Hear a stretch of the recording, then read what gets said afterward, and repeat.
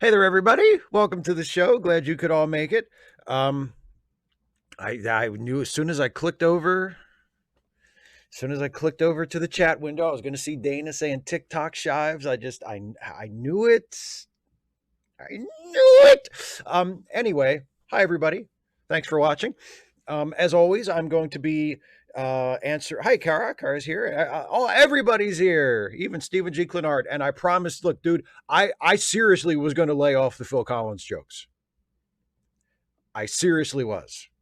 And then, Geek started mentioning Phil Collins songs, and Kirok started mentioning Phil Collins songs. And I'm like, it's not me, man.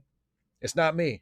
So, you know, I accept no responsibility. Anyway, so as usual, I'm going to be answering questions that were sent in ahead of time by my wonderful Patreon patrons and channel members. And then after I get through all of those, I will turn my full attention to the live chat for the rest of the show. So if you have something for me in the live chat, whether it's just a question or something you want to talk about with me, or if you were planning on being generous and throwing in a super chat or something like that, please, if possible, hold on to that stuff until I get through the patron and member questions, because I will not be paying attention to the live chat while I'm answering those questions. And then I'll come back to the live chat for the rest of the show. So here we go with the patron and member questions. And the first of those this week comes from Bored Barbarian, who says, "Hey, I just want to make clear I'm not complaining, but I'm curious how the live stream chat works. I popped into the Strange New Worlds live and tried asking if you guys were doing the whole season/series, but noticed my chat didn't appear in the listed chat under you and Dana's stream.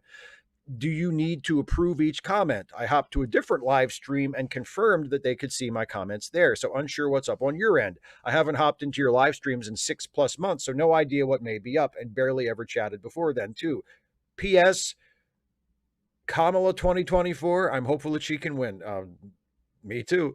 A couple of other people have reported having problems. I know 255 AD sometimes will post a message in the live chat that doesn't show up for some reason. I have no idea why. I do not have. I don't have the live chat set so that I need to manually approve messages. I'm not sure if that's even a setting that I could have.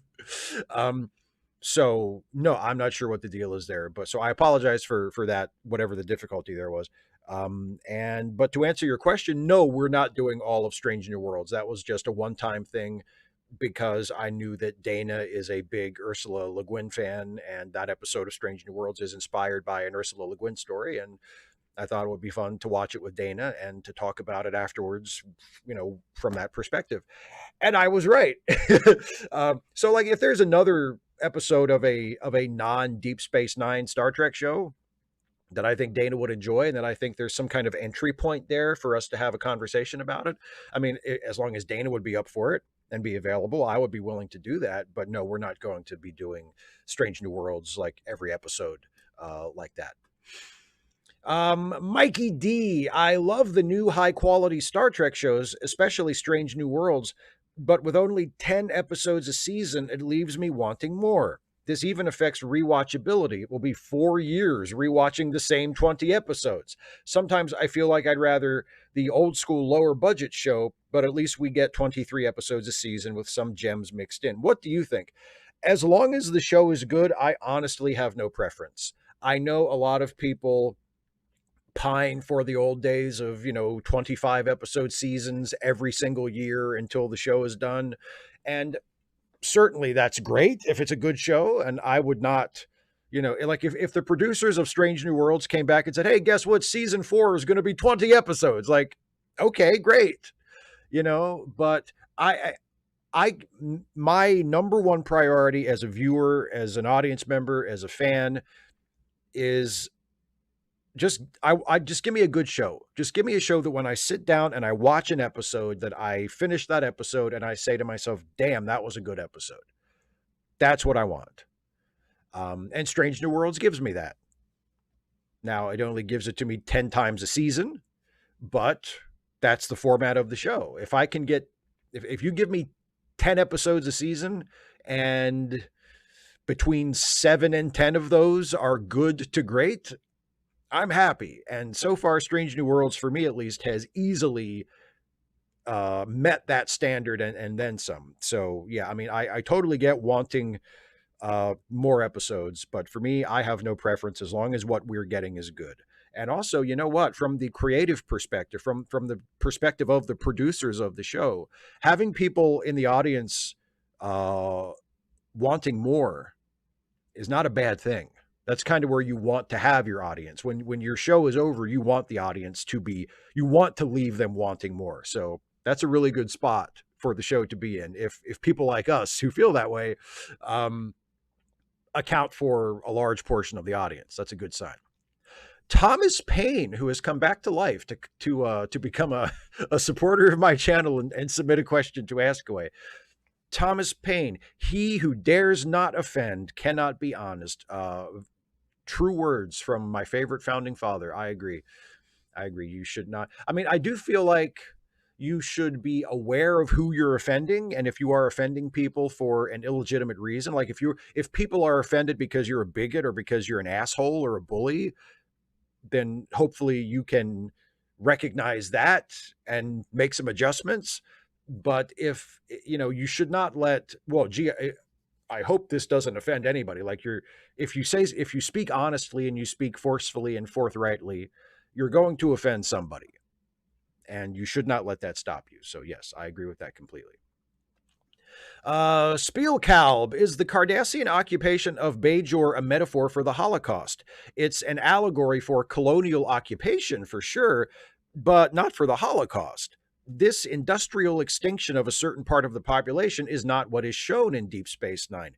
Enslaving people was not the point of the Holocaust, but extinguishing them. It doesn't matter if the showrunners wanted it to be a metaphor, it doesn't add up. Well, a couple of points there. First of all, I don't know if you could even say it's a metaphor or it's an allegory for colonialism. I mean, it literally is.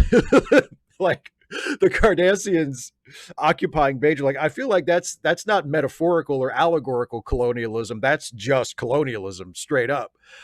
As for the metaphor for the Holocaust, like, I consider it to be a metaphor for the Holocaust. I know the writers of the show considered it to be a metaphor for the Holocaust, just because the specifics of the situation differ from the specifics of the Holocaust doesn't mean that it doesn't work as a metaphor. You don't need a perfect one-to-one match for something to function as a metaphor. I think it's obvious if you watch the show, if you watch Deep Space Nine, it's obvious that uh, the that the Cardassians are meant to represent Nazis. And it's obvious that the Bajorans are meant to represent Jewish people or people in general who were persecuted and brutalized by the Nazis. And just because the occupation of Bajor as dramatized in Deep Space Nine is not uh, a clear-cut extermination campaign, that doesn't mean that it doesn't work as a Holocaust metaphor. I mean, we know that the Cardassians operated camps. We know that they occupied Bajoran land. We know that they used the Bajorans for slave labor, all of which the Nazis did to Jewish people. Now, yes, the Nazis also did operate extermination camps, which we don't see the Cardassians doing in Star Trek. But they, pretty much everything up to that point, uh, the Cardassians are shown to have done to the, or said to have done to the Bajorans.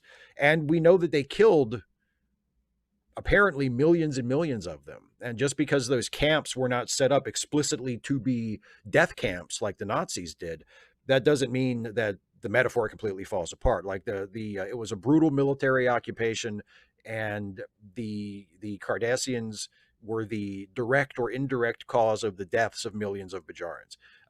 Now, to me, that's close enough. To me, that's close enough. It doesn't need to be a perfect match to the situation for it to function as a metaphor. John Burns, first, Schwarzenegger mentioned he's not a Terminator anymore, which some find surprising. Yes, he says, I kill bugs now. That's kind of strange. Not really. I'm an exterminator. Very nice. That's my response to your awful joke. Anyway, watching the Olympics? The Catholic Church make me laugh with their response to the opening ceremony. Reminds me of parents who never read the curriculum and then hear about their kids being taught that the earth revolves around the sun. I'm sure if the church took an interest, they could have people show up for the ceremonies being practiced, but they've got important witch burnings to host or whatever. Anyway, as of this question, the Canadian women's soccer team needs a win to advance out of their group. I was shocked to hear they owe something like 7 drones. Weird kind of air superiority, wouldn't you agree? Sorry about this question, but I've got to live with this brain. But if I've got to live with this brain, you've got to live with these questions. Love you, buddy. I suppose that is the situation. Yes, I am watching the Olympics. I'm watching as much of it as I can in between work and doing other things. Yeah, I love the Olympics. I know the Olympics are incredibly problematic for all sorts of legitimate reasons, but I can't help it. Every 4 years I look forward to watching the Olympics, and I watch really every 2 years because I watch the Winter Olympics as well, and they're staggered so that you get an Olympics every 2 years. It's just 4 years between Summer Olympics and 4 years between Winter Olympics. But no, I love the Olympics. It's the only context in which I care about many of those sports. Like I cannot imagine watching like a swim meet outside of the Olympics. But when I'm watching the Olympics and I'm watching swimming, I'm like riveted, right? Same thing with gymnastics. Like I could not give less of a shit about gymnastics any other time. Olympics, let's go. I'm glued to the TV. There's just something about it being the Olympics that draws me in. So yeah, I've been trying to watch as much as I can and enjoying it. And I'm just gonna ignore the rest of that. General Contact Unit problem child. Number one, you said conservatives want parental rights to be almost absolute. Do you think parental rights should exist at all? I believe raising your offspring should be viewed as a privilege that the community should take away if you're doing it badly. I'm not suggesting that all kids should be taken away from their parents at birth and raised in state-run boarding schools. That's leading to a lot of awful outcomes. However, I do see letting parents raise their kids as the least bad way to ensure the vast majority of kids get loving childhoods. It's not something parents should be entitled to, and they definitely shouldn't be allowed to continue if it's clear they're doing a bad job. Two, it is true that Biden picked Harris as VP because he wanted a black woman. So instead of denying she's a DEI pick, we should say maybe she's partially there because of her race and gender, but that's also been the case for every white male president the US has had, only a lot more so for them. Well, as far as the second one, that is an interesting strategy to take. I mean, I think they need to make it clear, she was the VP pick and now she is going to be the nominee because she is a great candidate and will be a great president. And that's the most important qualification. And you can list her career accomplishments and her policy positions and all of these things that are not directly tied to her heritage, to her race, her racial identity. But when that subject comes up, yeah, I think they shouldn't run from that. I think they should say, like diversity is our strength in the United States. We are a melting pot. That's one of the things that makes us a great nation, is that we are a nation of nations and we are a nation of immigrants. And Kamala Harris is a product of immigrants who came to this country and contributed to the diversity and the greatness of this country, as now she is contributing to it. And yes, let's not pretend that all the white men who have been president have not benefited from their racial status. Yeah, I think that's an interesting way to look at it. And as far as the parental rights thing, I think I agree with you. I do think, I mean, because when you say something is a right, then there is the assumption that it's more or less absolute. And I don't think that parental rights should be irrevocable. But then again, there is precedent in other portions of the law for people can lose their rights if they commit a crime, if a court judges that they are unable or unfit to exercise their rights, that sort of thing. We consider what if you are a citizen of this country and over the age of 18, we consider voting to be a right. But You can lose the right to vote if you are convicted of a felony, if you're sent to prison. Now, I personally don't think that's right. I think it's, it would be better if people did not lose their right to vote when they were sent to prison, or at the very least, if they did not have to specifically petition the state to regain their right after they're released from prison. Like I'm a big supporter of re-enfranchisement of people after they are released from prison. But that's not really the point. The point is that precedent exists where, under what the state or the courts have determined to be an appropriate condition, someone's right can be taken away. And I think parental rights should be viewed that way. I think um, if parents are determined to be unfit for raising a child, then that child should be removed from the house. And I think we should have a much better system in place for how to care for those children. I think the foster system in this country is grossly underfunded and underregulated and is just kind of a nightmare. And I feel like we really need to be paying a lot more attention to that and throwing a lot more resources at that, so that not only are the kids who are currently in that system better treated and will have better outcomes, but also that system exists as a place where courts don't have to feel bad about sending kids there in order to get them out of a terrible situation at home. Because the welfare of the child should be the most important point. That's my big point of departure with people on the right as far as parental rights. It's not that I don't want parents to be allowed to raise their kids, but the number one priority should be the welfare of the kid, not the rights of the parent. The rights of the parent should always come second to the welfare of the kid. Like, otherwise, what is the point? You know? So, but I think so. I think we pretty much agree on that. Rich G, what are some of your life's experiences that have shaped your enlightened point of view in social political stances? I think I've told this story before, but I'll tell it again real quick because it really was a formative experience for me. I remember when I was a kid, I was at my great grandmother's house, and it was me and my cousin, and we were watching a ball game. We were watching an Orioles game, and um, and my favorite baseball player was Eddie Murray, who is black. And I loved Eddie Murray. I idolized Eddie Murray. To this day, he's probably my favorite baseball player ever.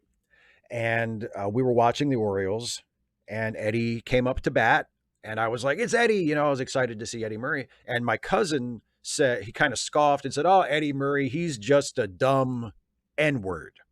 Only he didn't say N-word. He said it. He said the word. And my great grandmother was sitting there watching the game with us, and she said to my cousin, very, like, not like angrily, but very sternly, she said, "He happens to be a very good baseball player, and I don't ever want to hear you call him that again." And it was the first time that I can remember that an adult in my life had spoken out against racism. And I was maybe 6 or 7. And I've talked about this before. I'd like racism, casual racism is just the stew that I was boiled in as a child. Like in this area where I live in Western Maryland, casual racism among white people is like air. When I was young, it's not quite as overt now. At least I don't hear it as much. But in certain circles, if you get into certain groups of people, I mean, you hear N-words fly around like nothing, right? Like among white people. And so it was like that when I was growing up. I would hear white adults throw the N-word around constantly without a second thought, without a moment of self-consciousness about it. And that was the first time with my great grandmother where I heard an adult stand up or speak out against it in admittedly a somewhat limited way. She's only speaking out, in defense of Eddie Murray, but it kind of set a precedent in my head, and it demonstrated that, oh, you don't have to talk that way, you don't have to think that way. And I'm not going to sit here and tell you that my great grandmother was the most enlightened, racially tolerant person ever. We're talking about a white woman who was in her late 60s or early 70s when she said this. So I'm sure that, you know, if we were to conduct an audit of her racial feelings and opinions, there would be a lot of stuff that would make me kind of cringe. But in that moment, she became, you know, she did the right thing and she said the right thing. And she was a really good role model for me. And I have never forgotten that. So that's just one thing. That's just one experience that has shaped my politics and my point of view on those sorts of things. And yeah, I will always be grateful to Nan for that. Joe Goes Over. I always liked how you give a personal shout out to new paid supporters, naming them twice and thanking them directly. It's very considerate and shows you value us as individuals and not simply anonymous usernames on a CSV spreadsheet. When I began soliciting patrons for my own channel, I adopted this same method. But to be honest, a part of me was always slightly uneasy, worried that I was breaking some creator taboo by aping how a much more successful YouTuber thanked their supporters. Please put my mind at ease. Were there other channels that you saw doing this when you first started, and it's a common way of showing appreciation to paid members, or am I just a plagiarizing thief, a dirty, talentless, unoriginal, smelly thief? I stole that from Jason. Well, let me. What I do at the end of my Trek actually videos, where I like verbally thank people who become patrons or members at $5 a month or more, that is a very half-assed version of what Jason used to do on Opinionville. Jason Harding, for those of you who aren't in the know, Jason, my best friend and the creator and host of the podcast that I'm on. Jason used to be much more active on YouTube, and he had an amazing YouTube show called Opinionville where the characters were puppets, and for a certain stretch of and Opinionville changed and evolved over the years, but there was a certain stretch of Opinionville when Jason would thank his Patreon supporters by having one of the puppets, it was usually Oswald, give them a shout out and maybe make a little joke about their name or something. So he kind of made it a performance bit with him and the characters. And so I don't even do that. Like, I just say the person's name and say thank you. But that was the inspiration for it, seeing that Jason personally thanked his new patrons, and me wanting to do that too. But I'm not nearly as good at it, or I don't put nearly as much effort into it as Jason did. But yes, put your mind at ease.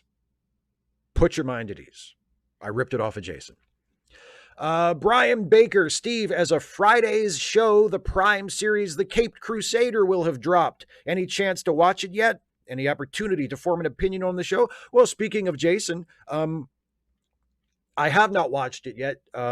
Jason and I are planning to watch it and do reviews of it like we did for the final season of Star Trek Picard and the previous season of Strange New Worlds.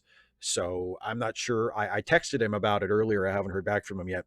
But at some point in the hopefully very near future, we're going to figure out either we'll watch it together, like on a Zoom call, and then review it right after, or we'll watch it separately and then get together on a Zoom. But the plan is we're going to review Batman the Caped Crusader together at some point soon. So I'm holding off on watching it until I know what the plan is for that.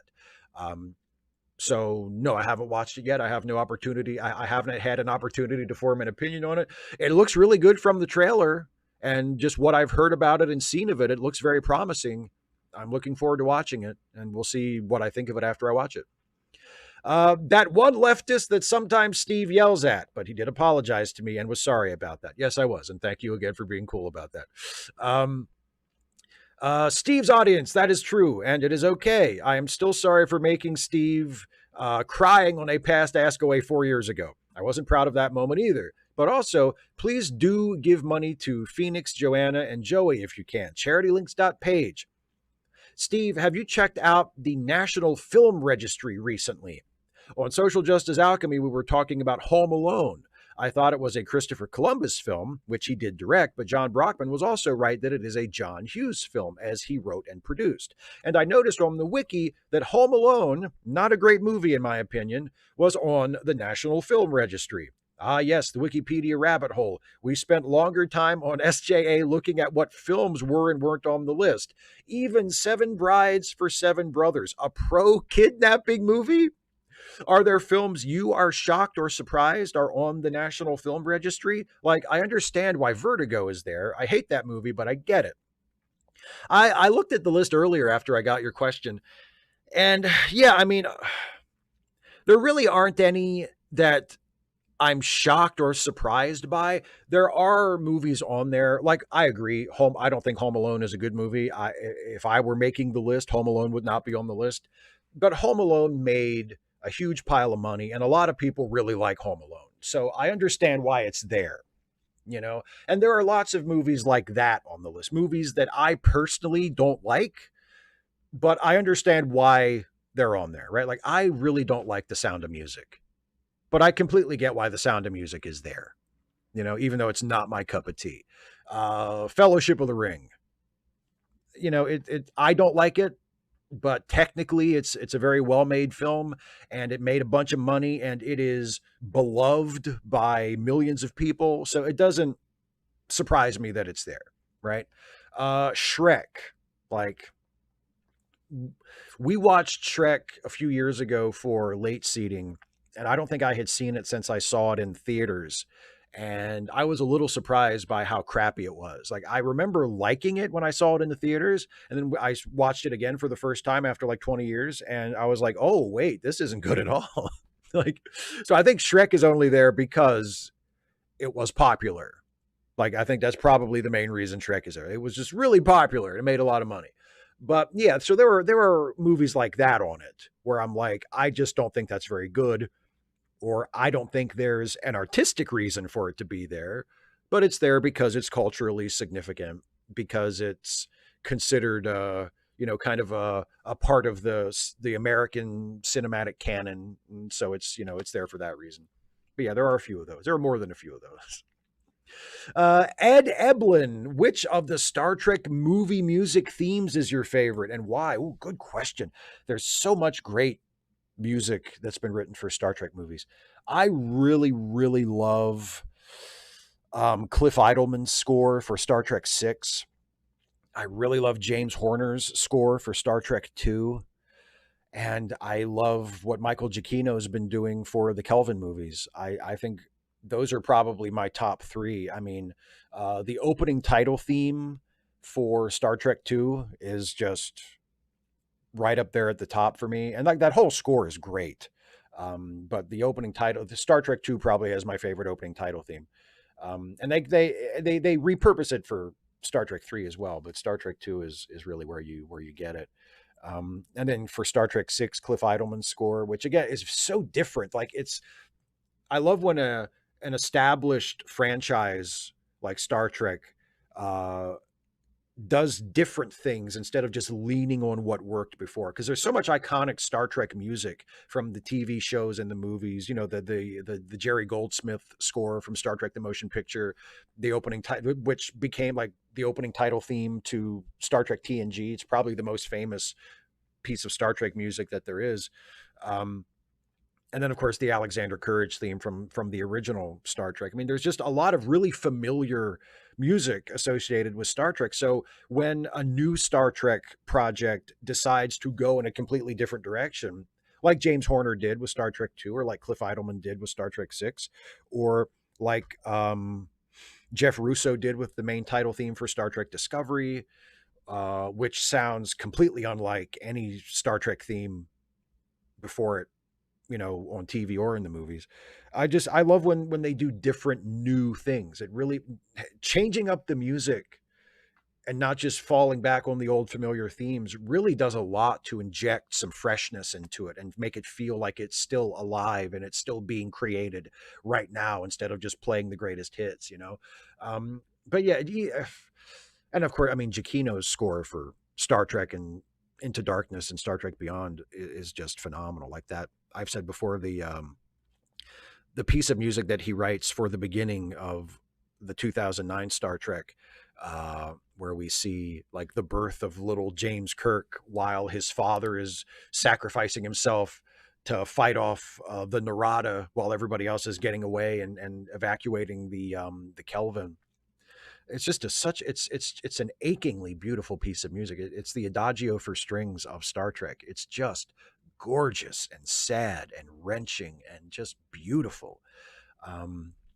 So yeah, one of those. It's hard to pick between the three, but Star Trek 2, Star Trek 6, or Star Trek 2009 are right neck and neck and neck up there for me. David Colby, who fixed his damn computer by paying some sweaty nerds to do it for him.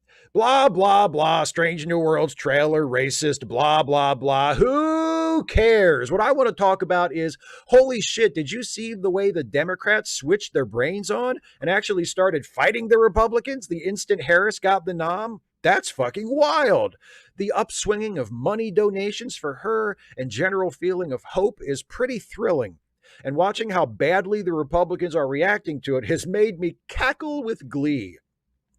I have my problems with Kamala Harris, but you know what I don't have problems with? The Republican Party shitting their pants and running around whining, we spent so much money on the Biden campaign. Duh!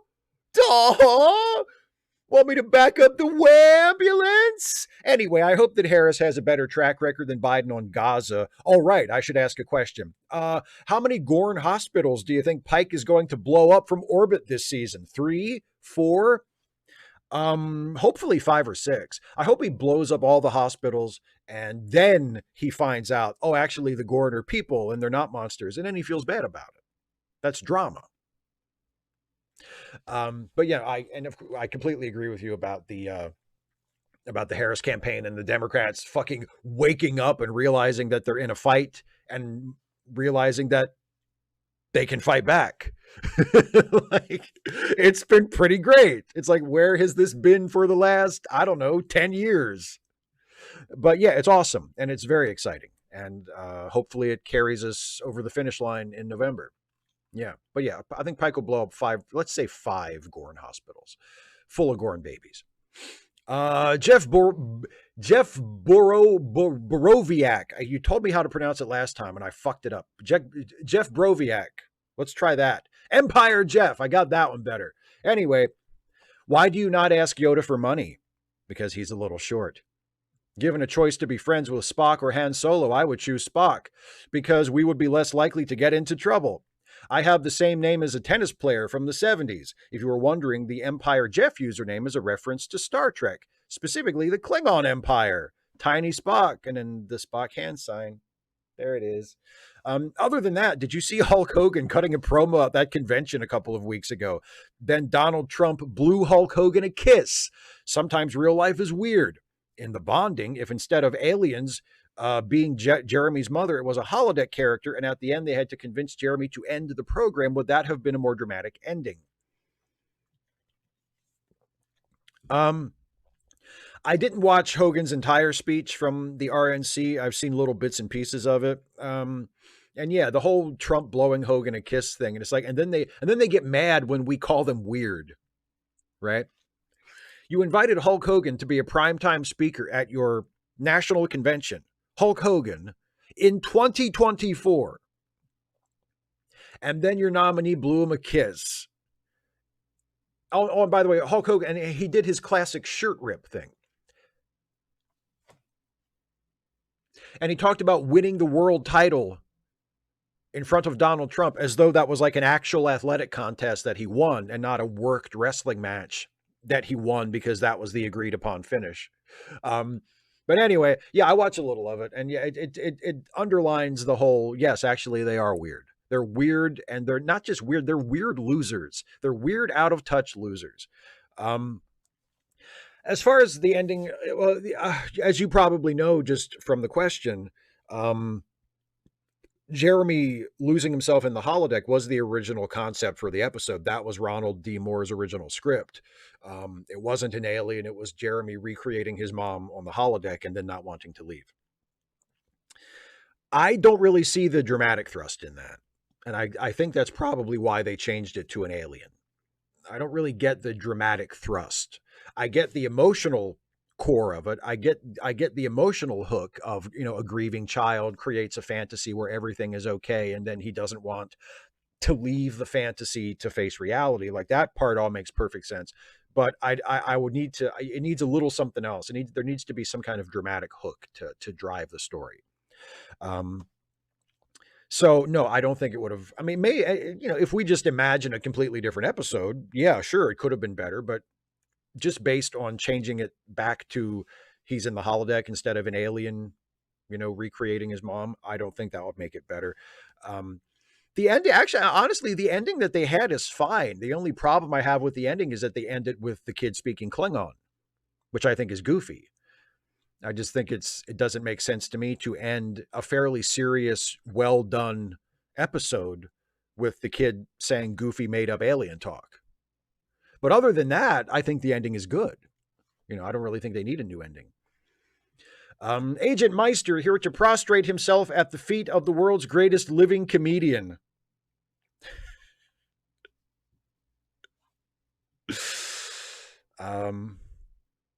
Is Randy Feltface here? No.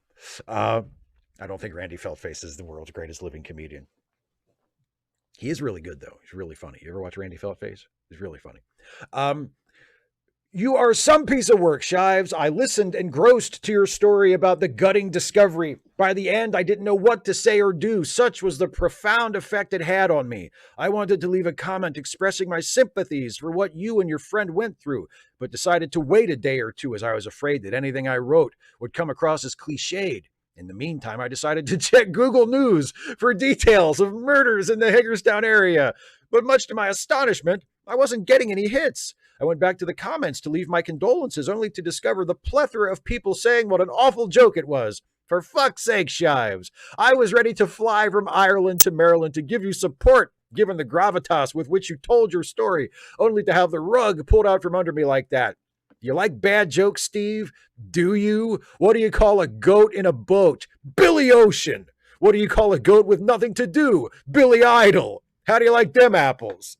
Those are both really funny, especially Billy Idol. Billy Idol coming after Billy Ocean. Really, that's solid work. I like that a lot. The comments on that a gutting discovery video were, I cannot tell you how happy they made me. The comments on that video made me so happy, especially the people who were like, fuck you. Like, you had me until the very end. What the fuck you. And then there were also the people that were like, what's the joke?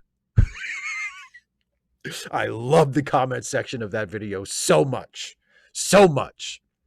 To me, it's obvious that it's a joke, at least by first of all, the title is A Gutting Discovery.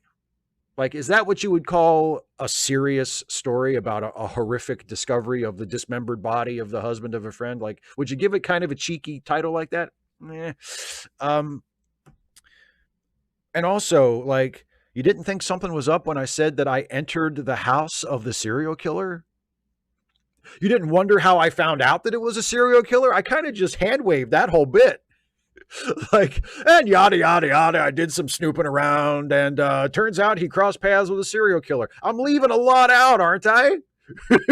Right?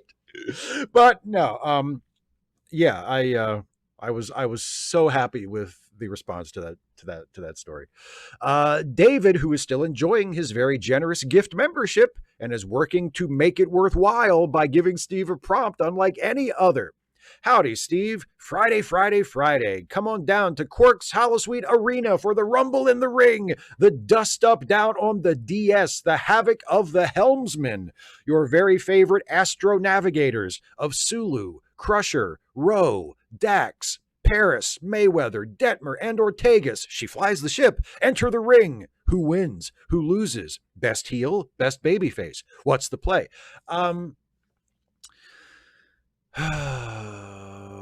Well, I think it's got to come down to, if we're going for, with this many people in the ring, I'm guessing we're going for like a battle royal type of thing. Although I guess it could be like an elimination match, but that's a lot of people for an elimination singles match. Let's do battle royal.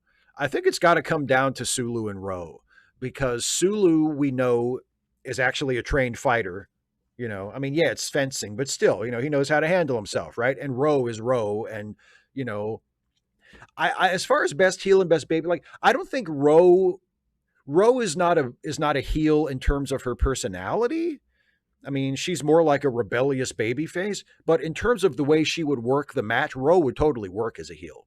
Like Ro would do anything she possibly could or had to win, uh, which is why I think ultimately she would win. I think that's how I would book it. It would come down to Sulu and Ro as the final two, and Sulu would try to work clean as a babyface, and Ro would cheat her fucking ass off and would eventually get Sulu over that top rope and would win. Stephen G. Clenard. Hey, Steve, I'm dying and no one seems to care. I was recently diagnosed with hypochondria with no more than 40 or 50 years to live. I've done some online research, and according to WebMD, placebos are the most commonly prescribed and most effective medication. Despite this, my doctor refuses to prescribe them and tells me that my health insurance is unlikely to pay for them anyway. I went to the pharmacy to ask if they sold over the counter placebos and was subsequently asked to complete my shopping and leave the premises immediately. A friend has been advocating natural health products and has suggested homeopathic placebos. I've heard bad things about homeopathy. Should I try this nonetheless? I know that I can rely on your expertise as you are not a doctor and not in the pocket of big pharma. Also, could Geek add me to the charity list? As apparently these are artisanal, handcrafted placebos. Not cheap. I'm sure if you passed your GoFundMe link along to Geek, he'd be happy to include it. Help Steven buy his artisanal handmade placebos. That's who's going to turn that down. I don't think you should go for the homeopathic placebos, man, because you know the way they make those is they do this. They call it what is it's concussive, right? Where they put like a tiny little bit of the active ingredient into water, and then like they concuss it. They like, force things down into it to agitate the water and apply pressure to it, and that's supposed to spread the active ingredient all around. And then they do like ultra dilution, so that by the time you actually get the product that you would buy at the drugstore from the homeopathy section, it doesn't even have any of the original active ingredient in it at all. So you're basically paying for a pill that has no active ingredient, that has nothing, that serves no actual medical function. And you don't want to buy a placebo like that. What's the point of buying a placebo if the active ingredient isn't even there? So don't waste your money on homeopathic pills. I mean, find you a good pill doctor. Don't go to a doctor with like a doctor's office in a fancy medical center or a hospital complex, or find you a doctor that works out of like a strip mall, you know, where the doctor's office is like one of maybe two businesses that are still active in the place, and the rest of it's just vacant. That's a doctor who will prescribe you whatever you ask for. So you go in there and ask for a prescription for placebos, and I guarantee you'll get it. I guarantee you. Look for the strip mall doctors. They're your friend. I forgot to take the question out of that one. It's fine. Nobody will notice. Isaiah Taylor. So, Steve, what are your opinions/thoughts on the 1997 Robert Zemeckis film Contact? I think it's a very riveting, provocative movie. I really like the emotion aspect of the storytelling, as I can empathize with Ellie, Jodie Foster, since I've lost both parents. I also like the fact that they presented a woman who went through a traumatic event, used that trauma to then work in a STEM field as opposed to Forrest Gump's Jenny. Contact touches on so many themes and concepts that it's hard to put it in one single category. The casting of actual news stations like CNN made the whole thing more grounded and realistic. What are your thoughts, Steve? Oh, here's a picture of my completed Titanic model all lit up. And here is the picture that Isaiah linked me to. Isn't that cool? I like that a lot. Look at that. Look at all the little tiny lights. It's a really cool looking Titanic model, my friend. Nice work. As for Contact, I think Contact is a terrific movie. Yeah, I also like I like the fact that the ending is more emotional and character based than like plot heavy or sci-fi scientific. Like it kind of transcends uh sci-fi and plot, and it goes for a more character driven emotional ending, and I like that a lot. Yeah, I think Contact is terrific. MW Ridra has enjoyed this 2-week-long roller coaster. Wow, a lot has happened since your last Ask Away. The season finale of My Adventures with Superman. Biden dropped out. Kamala is in. Dems went from despair to hope. The right are having hissy fits. And Batman Cape Crusader premiered. Alas, I only get one question, so I'll stick to what's important. Cartoons. My Adventures with Superman really blew me away. I actually shed some tears at one point, but the new Batman cartoon really let me down. I was looking forward to it, as a more noir Batman series should be right up my alley, but there's a problem. I don't care about these versions of the characters. It really highlighted what My Adventures with Superman did so well. It makes you like the characters fast. I was shedding tears even for Kara, and she'd only really been a character for a few episodes. And I'm totally ride or die for Clark, Lois, and Jimmy. But by the 10th episode of BCC, I didn't care about Bruce or Gordon at all. I only cared about Montoya and Babs a little. They've got some good ideas in the show, but the characters fall flat. Thoughts? Well, like I mentioned earlier, I haven't watched it yet. So when I've watched it, I'd be happy to tell you what I thought. But as for My Adventures with Superman, I think you've got it right. Those versions of the characters are just instantly likable. Like that version of Clark, that version of Lois, that version of Jimmy. Uh, it's like, oh man, I love these guys. Like they're just instantly likable versions of the character, instantly sympathetic. You are rooting for them. You are completely on their side. You are completely emotionally invested in them and their stories and wanting them to succeed and wanting them to be okay. Yeah, it does a really great job of that. And yeah, they did a good job with Kara as well. Cause yeah, she doesn't show up until like halfway through the season. And then she doesn't really become herself, and get free of Brainiac until the last episode. And yeah, it's fantastic writing all around. It's just a really, really good show. But yes, the instant likability of the characters is very important, especially for a show with that tone. Very important. Andy Lawler, hey Steve, my youngest daughter's 17th birthday is next week, and all she wants is a tattoo. I have 7 tattoos so far. My wife has one, and my middle daughter has one, and wants many more. The societal paradigm regarding tattoos has fundamentally shifted. They aren't just for bikers and sailors anymore. They're a genuine method of personal expression. All of my pieces have deep meaning to me, and I love them all. My youngest has put a lot of thought into what she wants, so we're taking her to get it on her birthday. What are your thoughts on tattoos? Do you have any? If not, have you ever considered getting one? Thanks and have a great weekend, everyone. I do not have any. I have never considered getting one. I just can't think of anything that's important enough to me to put on my body for the rest of my life.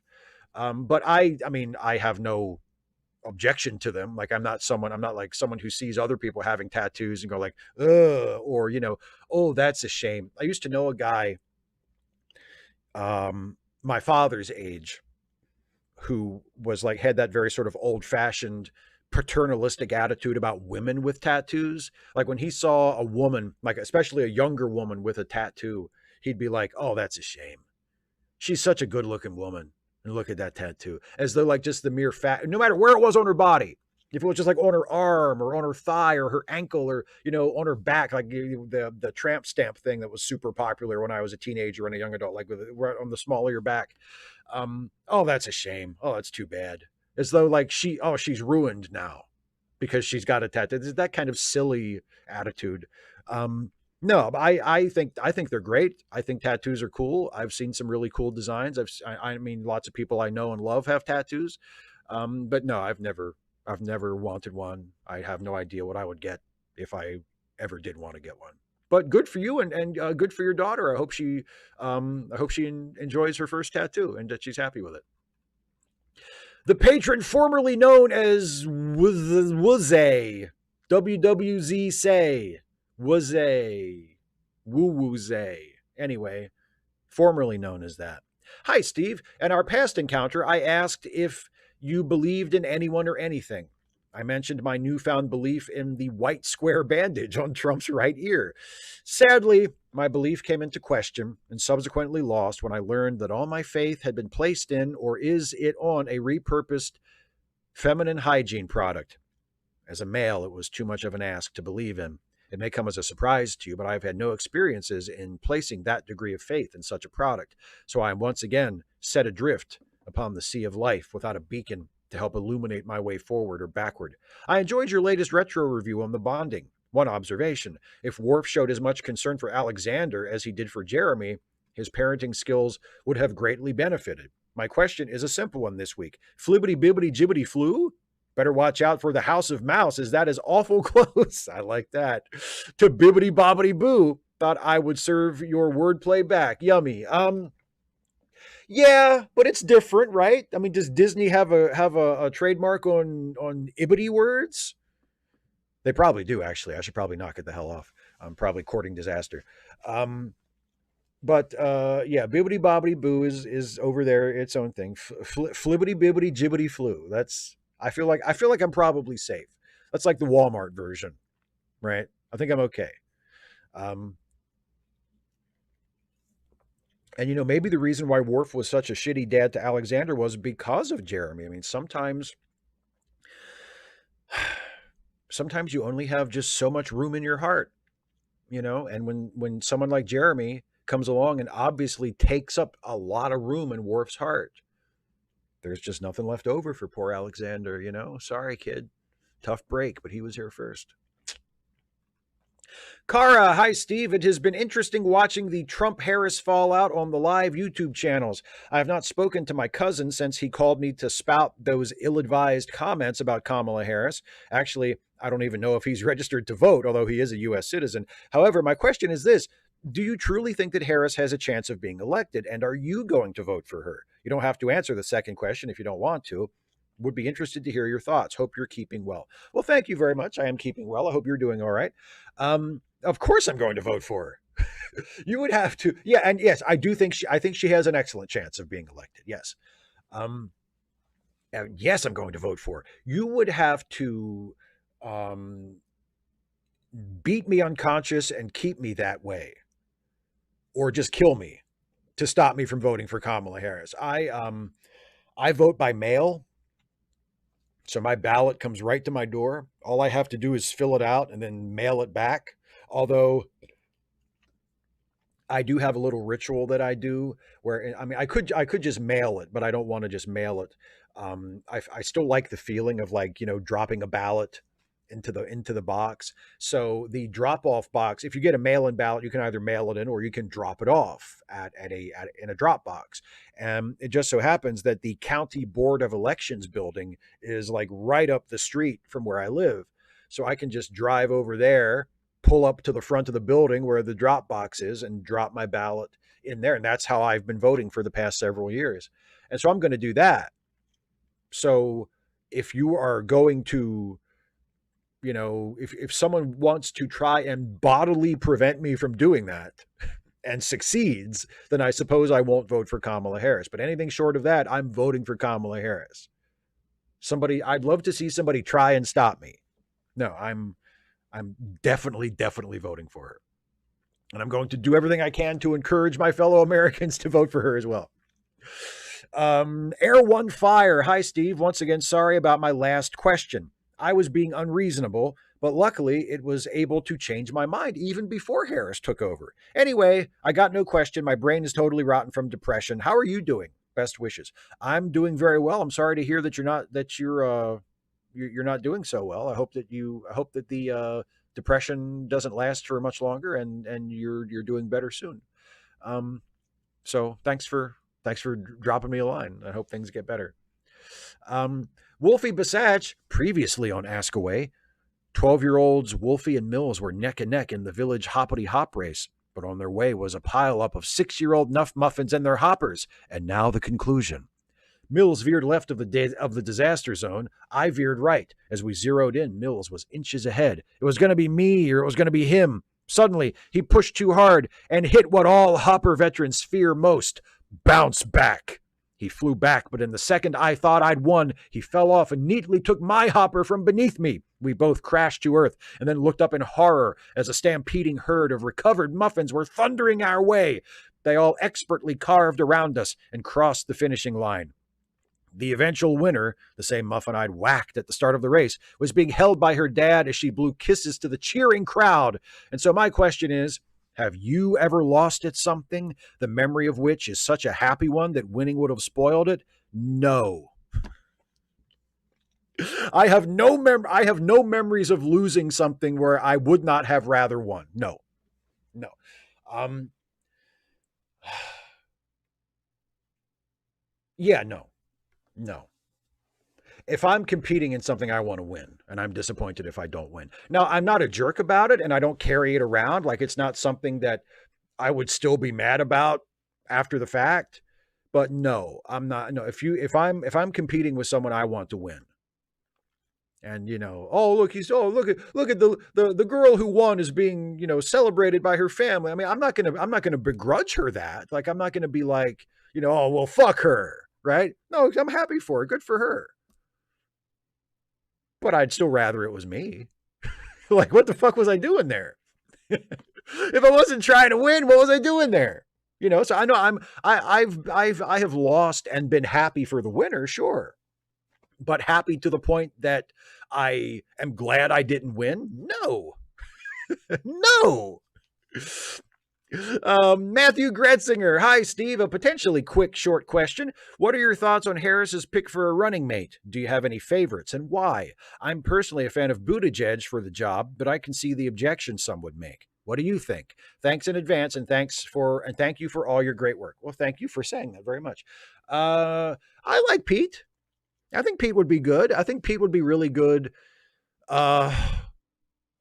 In a debate, but I mean, I don't know if we're even going to have a VP debate. We may not have any more presidential debates because Trump is sort of cowering under his blankie since Kamala got in. But no, I think Pete would be good. Pete's great. But see, Pete's great on the stump, and Pete's great as a surrogate for the campaign going on TV, and he does that now, and he can do that whether he's the VP or not. I think Governor Walz from Minnesota would be great. If I had of the possibilities that have been mentioned as like the top contenders, he's probably who I would lean toward, just because he has this effortless, normal guy vibe, which I think is really going to help with the campaign. He just seems like a nice, normal guy. And if you've got a ticket consisting of Kamala Harris, who would be the first Black and first Indian American president who has a long history of professional accomplishment, who has a record that she can point to as a prosecutor, as an attorney general, as a senator, as a vice president. And then alongside her, you have the governor of a big U.S. state, a popular governor, an effective governor who just comes across as a likable, nice, normal guy. That is, both of those together, that's kryptonite for Donald Trump and J.D. Vance. So I think that would be a great ticket. But I think Pete would be good too.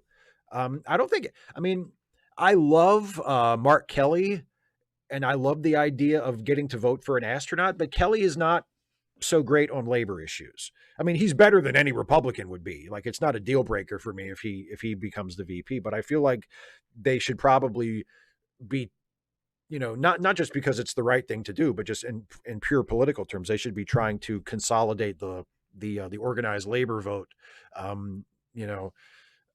So I don't know if Senator Kelly and Shapiro has kind of the same problem as well in Pennsylvania. So I would prefer Tim Walz, but I don't think I don't think any of the names that are being floated would damage the campaign, which is good. But I think Walz or Pete Buttigieg would probably be the best picks to my mind. But again, as I often say, what do I know? Glenn H, greetings, Steve. Getting this in just under the wire. I went to a minor league baseball game the other day, and my Long Island Ducks were playing your Hagerstown Flying Boxcars. Had to look up what the heck a flying boxcar was. Apparently, it's an old World War II transport plane. But my question is, have you ever considered going to see your local baseball team? Knowing your aversion to being with other people, what would it take to get you to a minor league game? Have a good show, and I will catch your answer later this weekend. Oh, I know I'm definitely going to go to a game. The only thing that keeps me from going to more games is just schedule. It's just that I'm usually busy, and then when I have free time, I don't feel like going out. I'd rather stay home and watch a movie or something. But no, I fully intend to go to a boxcars game this year. I really want to. I've driven past the new ballpark many times. I haven't gone yet, but it looks absolutely beautiful. And a new ballpark in downtown Hagerstown is something I have wanted to see for literally decades. The only thing I'm sorry about is that it took so long to build it. I think um, a uh, a minor league ballpark in that location, like right in the heart of the town, is a great idea. It looks great. I am eager to go. I'm going to one of these days in the next few weeks, because we are halfway through the season now. I can't drag my feet too much, but I want to try to get in touch with my brother and see if he wants to go and when he's available, because I definitely want to go uh, to a boxcars game. Yeah. No, my aversion to being around people does not extend to baseball games. I will go to a baseball game and have a great time. Dana, happy Friday, Steve. Since you generously grant us 1,000 characters, I'm going to use them up. First of all, what exactly do leftists want Biden to do? I hear stop supporting genocide a lot, but like sending military aid to Israel is already law. So do they want him to take that out of the budget he sends to Congress? At this point, I don't agree or disagree because I don't really know what the asks are. And I realize that no group is a monolith, but I couldn't even say some leftists want X, others want Y with any idea of what X or Y might be. Do you have any ideas? Anyway, on to the other stuff. Guess what today was? You probably already know, given that I've been going on about it for weeks. My first day back at school. Mostly it was good. People were glad to see me, and I even got/gave some hugs, and I saw something truly beautiful. A phone in my room. It's not hooked up yet, but they've already started running cable. I'm so happy, Steve. How about you? What are you happy about today? Well, let me answer that one first. And you already know this, Dana, because we talked about it earlier. Um, I'm one of the things I'm doing to sort of do my part in the election this year is I'm sending get out the vote postcards, and so I signed up for to do that a week ago, and today my postcards got here. I got a big box on the porch with the mail. And at first I was like, I was like, what is this? You know, because I was like, I didn't order anything from Amazon that was this big, right? I take it into the table, I open it up, and oh, look, it's a big pile of postcards with instructions for how to write them and the addresses and everything. So, that is my spare time project for the next little while until I get them all done. And at some point, Dana and I are going to do a live stream together where we write postcards together, and talk to the chat and that kind of thing, and sort of encourage people to do more get out the vote stuff. But I went ahead and got started today, and I wrote postcards to the first page of addresses that I got, just to kind of get the ball rolling. So yeah, that I'm happy about that. I'm happy about that. As for what do they want Biden to do, you know, I mean, I'm ambivalent about it for similar reasons. Like I'm not entirely sure what Biden's options are. Although I will say, I would like it, and I would have liked it if Biden had been, if he had been more than just a little uncomfortable about it. You know what I mean? Like, it seems obvious that Biden is not happy with what's happening in Gaza. It seems obvious that Biden is aware that what Israel is doing in Gaza is wrong. But then he does things like criticize the ICC for putting out arrest warrants and for calling what is happening a genocide, and for calling Netanyahu a war criminal. Like, so I just like, and either we recognize, either we're on the side of the International Criminal Court and the International Court of Justice, because both of those have now ruled against Israel and what the Netanyahu government is doing in Gaza. Either we recognize the legitimacy of international law or we don't. And what Biden was basically doing is saying, well, yes, I recognize the legitimacy of international law, but in this one case, because it's someone who I'm friends with, I don't recognize it. you know. And the thing is, he's not even friends with Netanyahu. He wants to maintain the alliance between the United States and Israel, but the Netanyahu government is a complete fucking nightmare. And I mean, the crimes of the Israeli government against the Palestinians have not been limited to the Netanyahu government. They've been going on for decades. But in this particular moment in time, like the people running Israel specifically are not friends of ours. Like they're bad people. And for Biden to be like, yeah, I wish I disagree with their policy, and I think what they're doing is over the top, and I think they should stop doing it. And if they go too much further, I'm going to stop sending them weapons. But oh, what's that? The international court ruled against them. Well, that's ridiculous. Like, come on, man. Like just it's nuts. If he's stuck in a position legally where he has limited options as far as what he can do because of treaties and various things that a president just can't unilaterally pull out of, that sucks. But I kind of get that. But if that's not the situation, if he is going above and beyond what he is legally required to do to come to Netanyahu's defense when the international court calls out what he's doing as the atrocity that it is, then that's, I feel like a lot of leftists would appreciate, like, come on, Joe, like at least act like you think that what's happening is bad, like don't defend the guy doing it if you don't want him to do it. That kind of thing I think is the problem with a lot of people. And finally, last question from Russell, who says, hey, Steve, how are you doing? All this back and forth Biden versus Trump debate, all for nothing, which I neglected the part of why I come to your channel to also shows we both love. Don't get me wrong, when I talk politics, I take a different attitude because it's real and not fiction. And sometimes I feel like I am picking a fight with you. That's never the case, like yourself and myself and many good people out there. I think we want the same things, but have a different approach. Now all that being said, let's have fun and get this out of the way. Yes, it's fictional. I feel like that's a catch-22. Take Voyager, for example, and the reasons you rank it low, one of which is the episodic nature of the show. And since they can do what they want, how does it, for you at least, affect the story arcs? And why is it still a lower ranked show?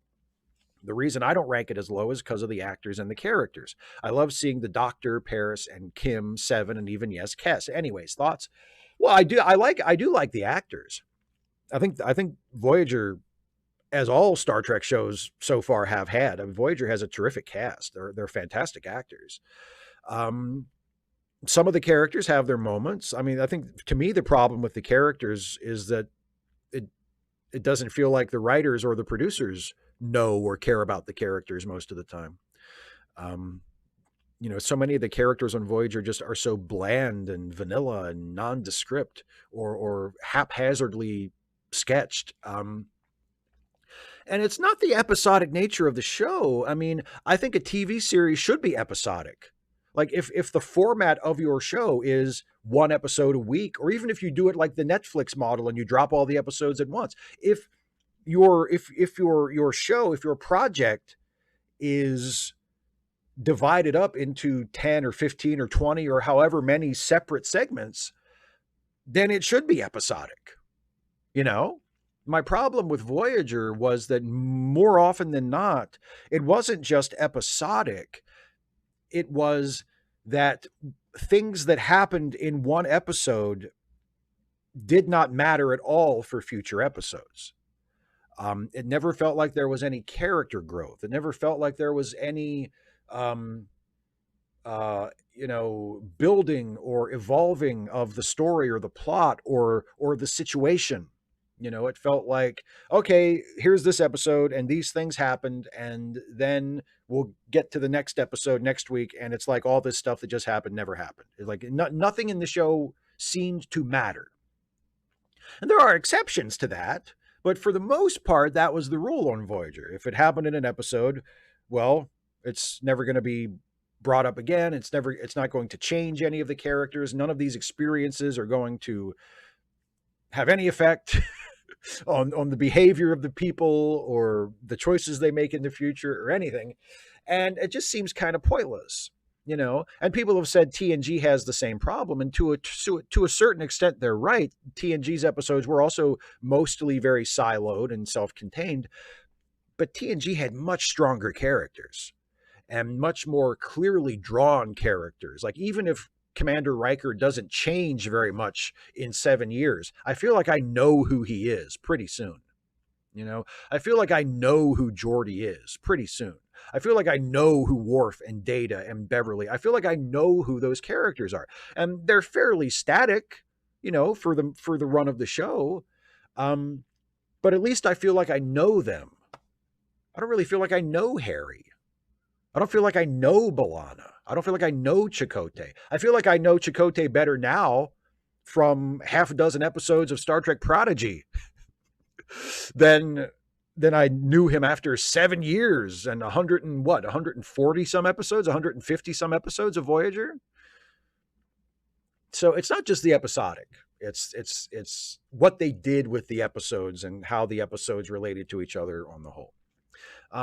Anyway, that's it for the patron and member questions. Thank you all so much as always. Now it is that magic time of the show. Right before I turn to the live chat for the rest of the show, it's time to premiere a brand new Stuffy and Friends short. Now this will go live on my YouTube channel tomorrow as a standalone YouTube short, but because you're watching, you get to see it right now. So please enjoy this brand new Stuffy short.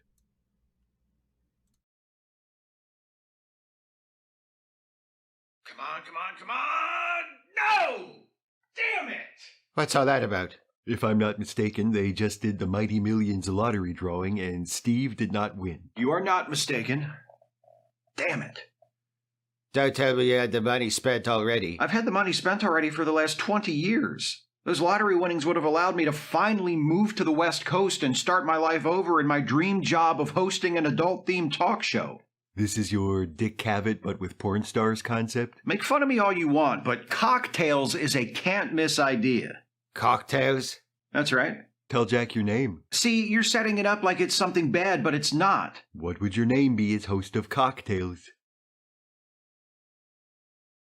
Miles O'Phalis. I don't need to stand here and be silently ridiculed. I had a teacher at primary school named O'Phalis. But that's neither here nor there, is it?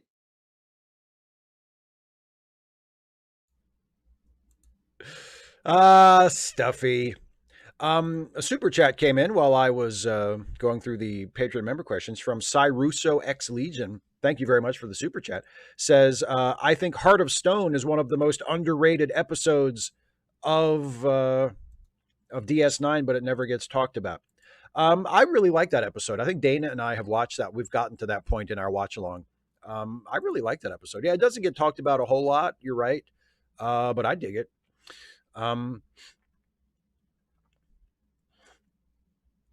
David Colby says, it's very simple. Voyager is bad because it fucking sucks. There are great episodes, but the vast majority are just bad. They're not good. Yeah, well, sure. It's a television show with a lot of not very good episodes. So, that all adds up to not a very good television show. Yes, I would agree with that. Plasma Burn Death says, by the way, I love the latest season where they were like, Shuttle Bay 3, what is that? To public PA. We will be destroying the top secret ship and are announcing this loudly to everyone. Oh, yeah, on Prodigy. Yeah, the secret Shuttle Bay in the ship. Yeah. Yeah, that was clever. But there's no Shuttle Bay 3. Knit and Crochet Tiger says, what are your thoughts on the orange guy's latest attack on Kamala for not being black and making it sound like being Indian is worse? A lot of people have pointed out that the argument seems to be predicated on the belief that you can't have more than one racial or ethnic identity, which everybody knows is horseshit. Like the idea, like Trump's argument is basically, well, she just started calling herself black. Up until now, she's been Indian, which number one isn't true. She's never denied that being black is part of who she is. It's not like she, just pretended to not be black all this time. And now all of a sudden she's, saying that she's black like that. He's factually wrong, but she's both things. One of the I've seen screen caps of Republicans like sharing news headlines from 2020 after when Biden picked her to be his VP nominee. And the headlines were like, if elected, Harris would be the first Indian American vice president. And they're sharing these headlines as though somehow that's proof of something. But she's never denied that she has Indian heritage.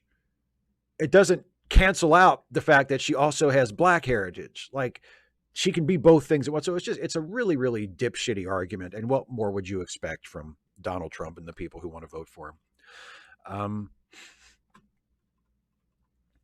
Don Quixote with a member message says, I work with quite a few Latino guys. They use the N-word with an A occasionally. I don't like it, but I ignore it. How do you feel about that word? I will give the only opinion on it that I think I am qualified to give, which is I don't think white people should say that either. I don't really think it would be my place to language police people of color. So I won't say anything about that, but I know if I heard a white person say the N-word with the A at the end instead of the I would be just as troubled by that. I really don't think it makes that much of a difference. So as a white person, I think us white folks should avoid saying either version of it. Oh, Kirak with the super chat. Thank you, my friend. Who doesn't love Nog in Heart of Stone? I don't want to be like my father, so emotionally. Plus, I love the challenging testing Odo, figuring out love. Yeah, that's right. That's the episode where Nog, the subplot is Nog applying for the academy. I forgot about that. I usually remember the Odo Kira stuff. But yeah, it's a really good episode. It's a really good episode.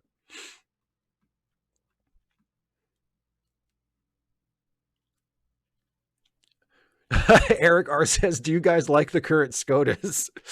Speaking only for myself, I don't like it at all. I mean, I like, let's see. I like 1/3 of it. I can think of 3 justices out of the 9 that I like.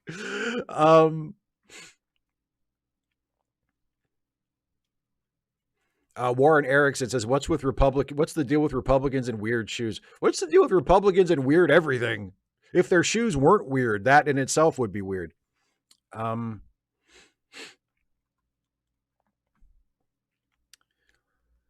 Knit and Crochet Tiger says, it made me really angry that the orange dude is denying Kamala's heritage. She wanted to embrace both, and he's an a-hole for denying her that. Well, he absolutely, that's who he is. That's the only play he has. Projecting, because he's trying to make her seem like some kind of a hypocrite when he's the biggest hypocrite walking, and racism. Like that's his play. That's all he has. John Spencer says, do you think MAGA supporters will go violent if Trump loses? I don't think they'll be violent on any kind of large scale. I wouldn't be surprised if there's little pockets, little outbreaks of violence here and there. But in terms of like some kind of massive uprising, no, because they're all cowards. They're all mouth. They're all talk. And if Trump loses the election and loses it as badly as I hope he does, then they will realize how incredibly outnumbered they are. No, I don't expect any serious, like, significant violence.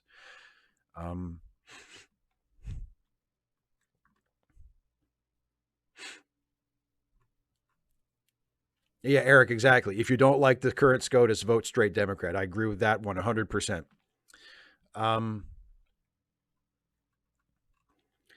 Kara says, so it's like the curate's egg, good in parts. I have no idea what that is, but sure.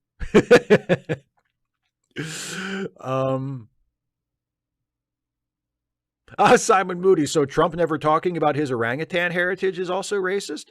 I mean, apparently it's just something he's not proud of,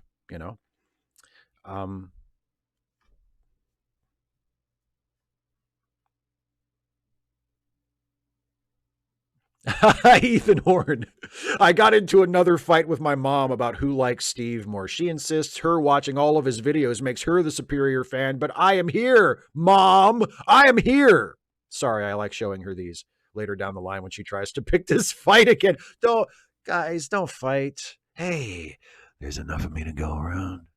Okay, you don't have to fight. Don't fight. It is nice that you're keeping it in the family, though. David Colby says, "Hey, why does Kirk hate the Klingons? They never take a hint and leave because they're Klingon." Ah, I see what you did there. I was all set to give you a straight answer, which, I mean, of course, you already know. It's because those Klingon bastards killed his son. But yes, it's because they won't take the hint and leave because they're Klingons. You know, there's a little bit. This was changed in TNG, and I don't think it was ever officially established in TOS. So it's not really technically a change. It's just something that was it was treated as kind of canonical, like in sort of supplementary materials.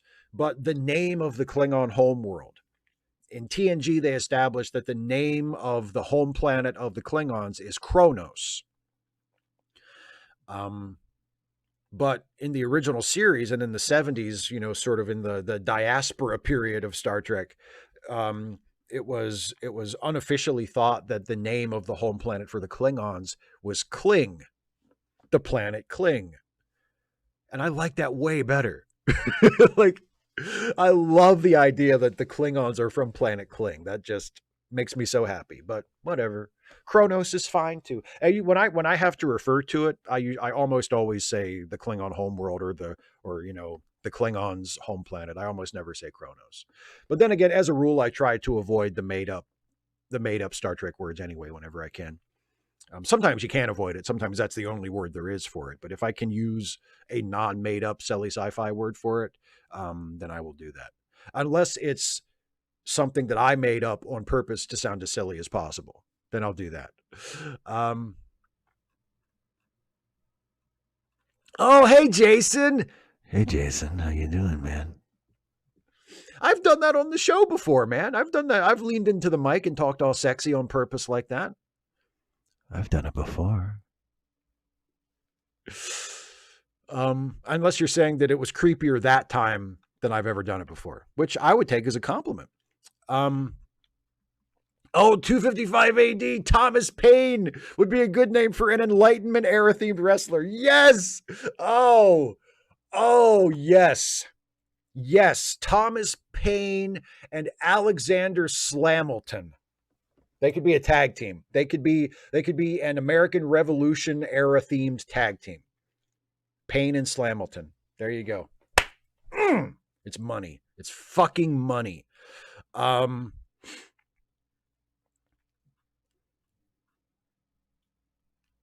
Okay, Geek. No, I have never seen Seven Brides for Seven Brothers. I'm familiar with it. I got the reference when you mentioned it in the question, but I've never actually seen it.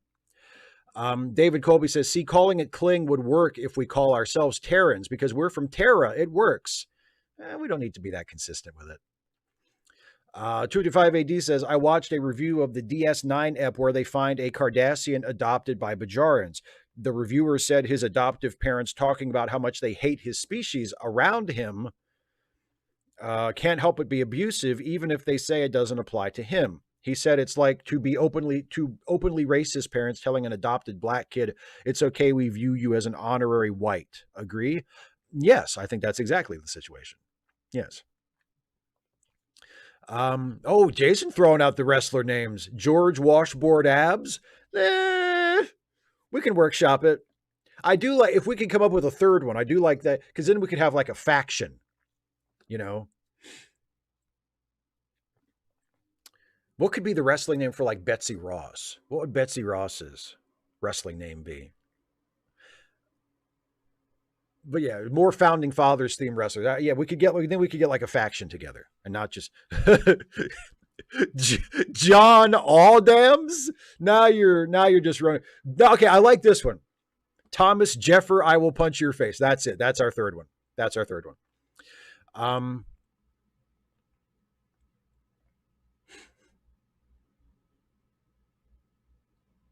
Yeah, Azalea, you did spell it right, I think. I just don't like when they make up words.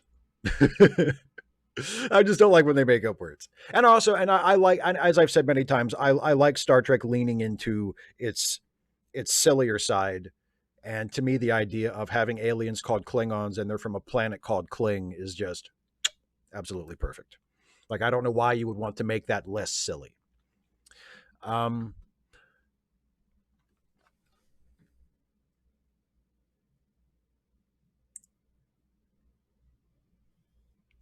Jason, by the way, I texted you and you have not texted me back. I texted you, Ari, our reviews of the Batman Cape Crusader series, which multiple people have asked about. Not our reviews, but the show. So just throwing it out there since you're here. Oh, Ethan says, I will say the A Gutting Discovery is my favorite bit Steve has done in recent memory. He had me in the first third, and then I got suspicious, wouldn't go into the house. Like, see, exactly. That's what I thought most people would do.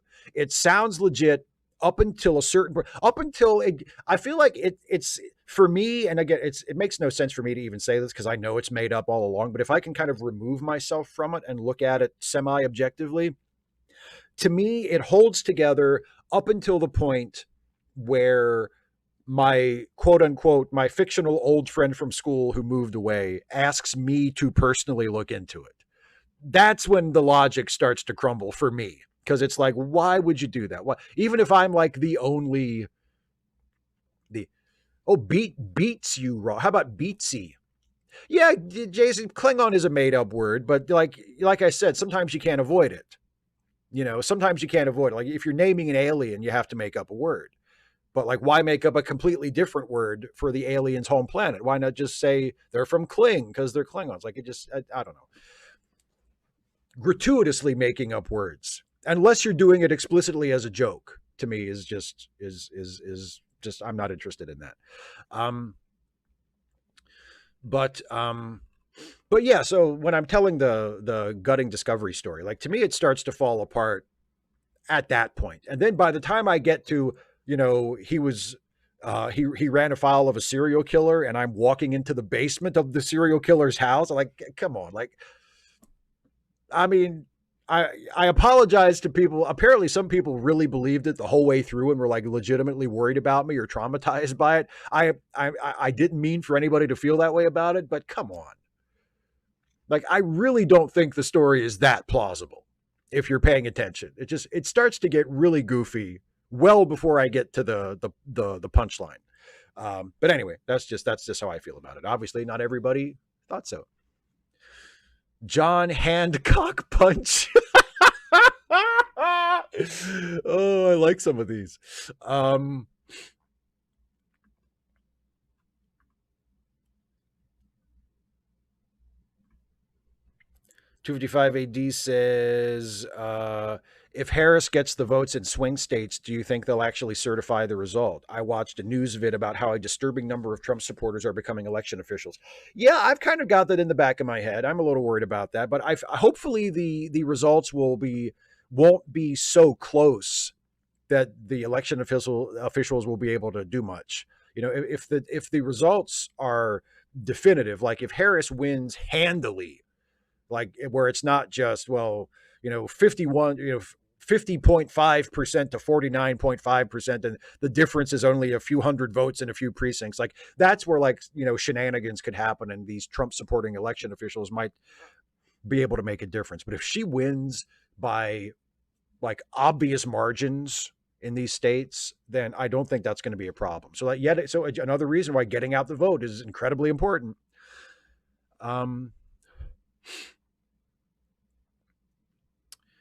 Nishiki Kintoki says, I don't think it was called Kronos until Star Trek 6.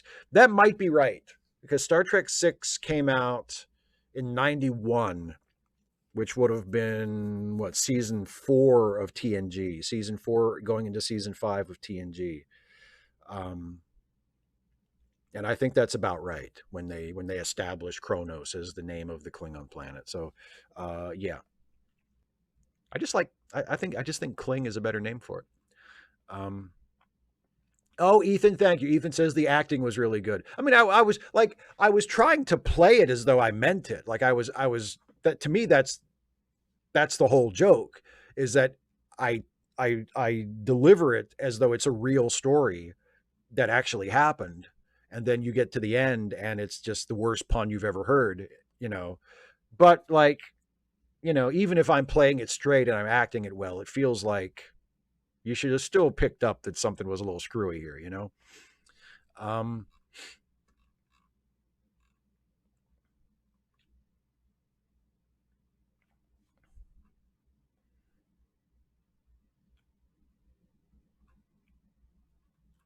Isaiah says maybe Kronos is kind of like the human colonizer name, a way to be racist against Klingons during the Federation Klingon Cold War. I think that might be overthinking it a little. Um, George Washington Carve Up. I like that one. George Washington Carve Up. I mean, George Washington Carver wasn't a founding father, but still, I feel like that would fit. I think people would get it if you had Alexander Slamilton and Thomas Paine and George Washington Carve Up. Like, I feel like that's close enough to fit with the group. Yeah, I dig that. I dig that. Um,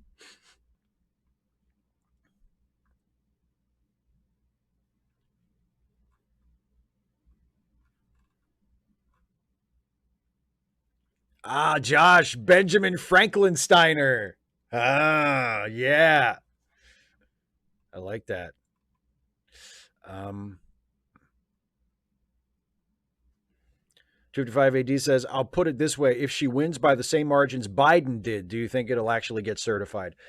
Um, yeah, Biden won by a comfortable margin. I mean, Biden's win wasn't a landslide, but it was a comfortable margin. I think the only swing states where it was like really nail bitingly close were Arizona and Georgia, I think.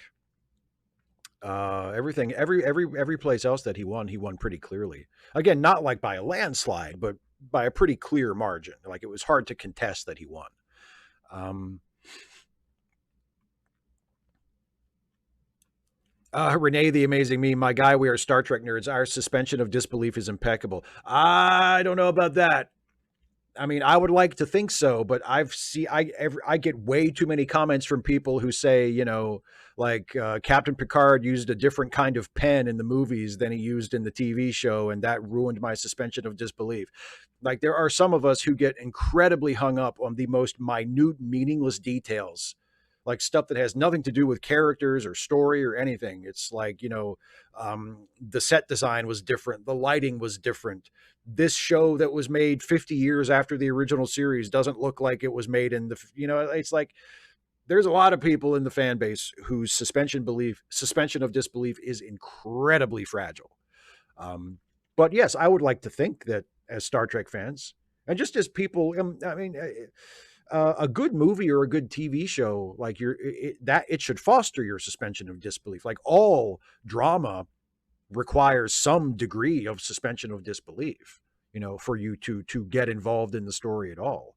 Um, it's just I think for a lot of Star Trek fans, it can be punctured by what to me are just completely irrelevant details.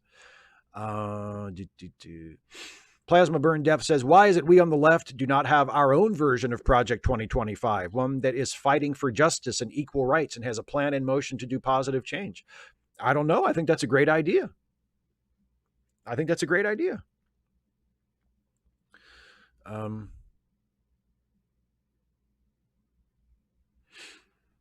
David Colby says, what would have been a better ending for the bonding if Worf had used a Jewish ritual of mourning, like from Babylon 5? His parents are Jewish. That would have been cool. I actually think that would have been cool. I think that would have been better than the Klingon ceremony, because, as I've mentioned previously, it would have been something they wouldn't have had to just make up. It wouldn't have been made up silly sci-fi nonsense. It would have been something real from human experience. And yes, they could say, hey, his human parents who adopted him are Jewish, so he was raised in that tradition. You know, uh, I think that would have been nice.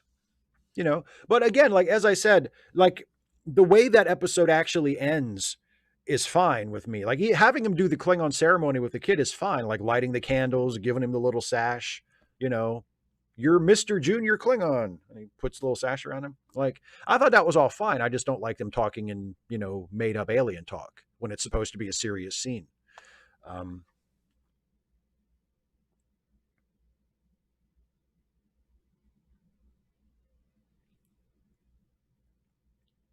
Jason did text me back, by the way.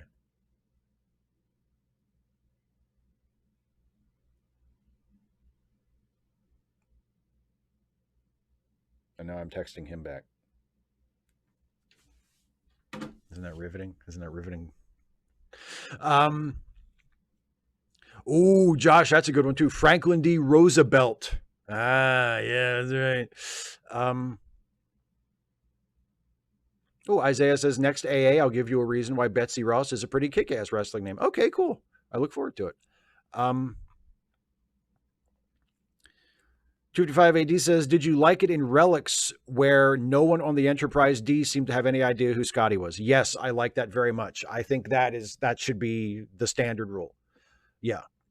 I think if it makes sense for a certain, and here's what I loved about the way Scotty was handled in Relics. It's not just that people didn't know who he was. It's that you would assume, I think Geordi knew who he was. Like Geordi knew who Scotty was, and certain things that he said to Scotty, like throughout the episode, like, in terms of like Scotty's past expertise and that kind of thing. It seems it's implied that Geordi at least recognizes Scotty's name and knows who he was, but he doesn't fanboy. He reacts to Scotty like an adult. He behaves like an adult, not like a teenage fanboy that just met his hero at a Comic-Con. I like that about it. I like that the characters all act like mature adults, in a story, not people who have watched this show and now they're seeing like their favorite character. Relics is a great example of how to use a legacy character effectively.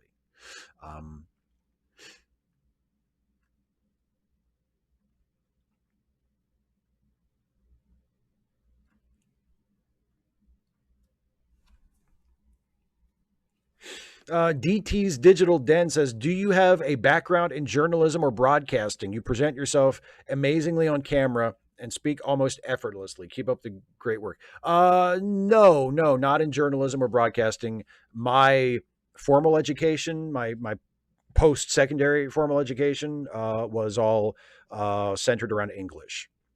So my college education, I was an English major. But I guess I'm just a good talker. But thank you very much for saying that. Super chat from Cyruso X Legion. Last year at a con in New Mexico, I got to ask Tony Todd a question. I told him how much I loved him as Kern on TNG and DS9. He's a damn cool guy. I believe it. I would believe you that Tony Todd is a good guy. He seems like a really good guy.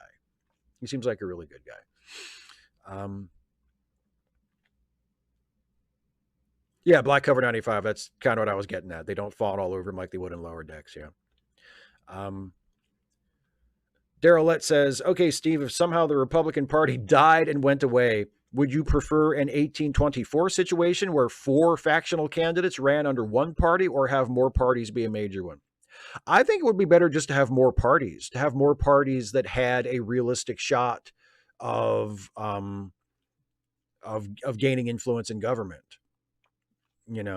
I think what would probably happen if the Republican Party completely went away and just imploded and there was no longer a Republican Party as a viable national party. I think what would probably happen is the more progressive side of the Democrats would eventually kind of break off, and the more centrist and right-leaning or moderate remainder of the Democratic Party would welcome in some of the more moderate Republicans or former Republicans, and they would we would probably end up at some point after however much time had gone by with 2 parties that had sort of split off and recoalesced from the Democratic Party. And I mean, maybe it would be more than 2. I'm not sure, but I think that's probably what would happen.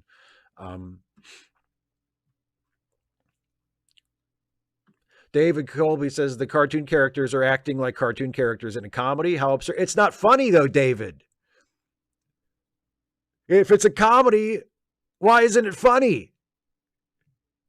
Like I have no, yeah, it's a, I mean, I have no problem with the characters on Lower Decks being silly. I have no problem with the tone of Lower Decks being silly. I think that's all fine in theory. I just would like it if it's going to be a comedy that it actually be funny more than maybe once or twice a season if I'm lucky, you know? I would also like it, since we're taking suggestions, if all four of the major characters didn't basically have the exact same personality and the exact same character arcs that they just keep repeating over and over and over again. I would also like it if the writers and creators of the show did not keep mistaking volume for funny. Like it's not funny just because a character does something really loud. Just like it's not funny if a character references something from another Star Trek show without actually making a joke about it.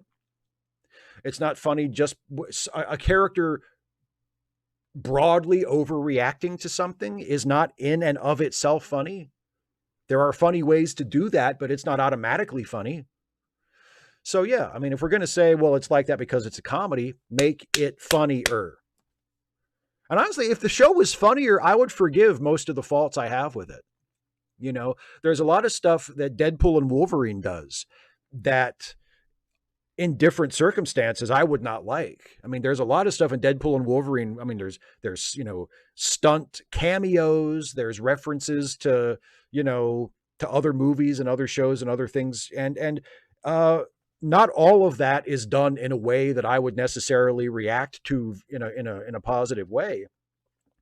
But what it does better than anything else is it makes me laugh. I watched Deadpool and Wolverine last week and I laughed my ass off for the entire thing. And that gets you a long way with me. Like if you can make me laugh, we're probably good. You know, and if I notice other things in the movie that I don't really like, or I think are mistakes, or things that I think they should have done differently or whatever, I'm probably not going to care if you're making me laugh. So maybe Lower Decks could try that. Try writing some fucking jokes for your fucking comedy show.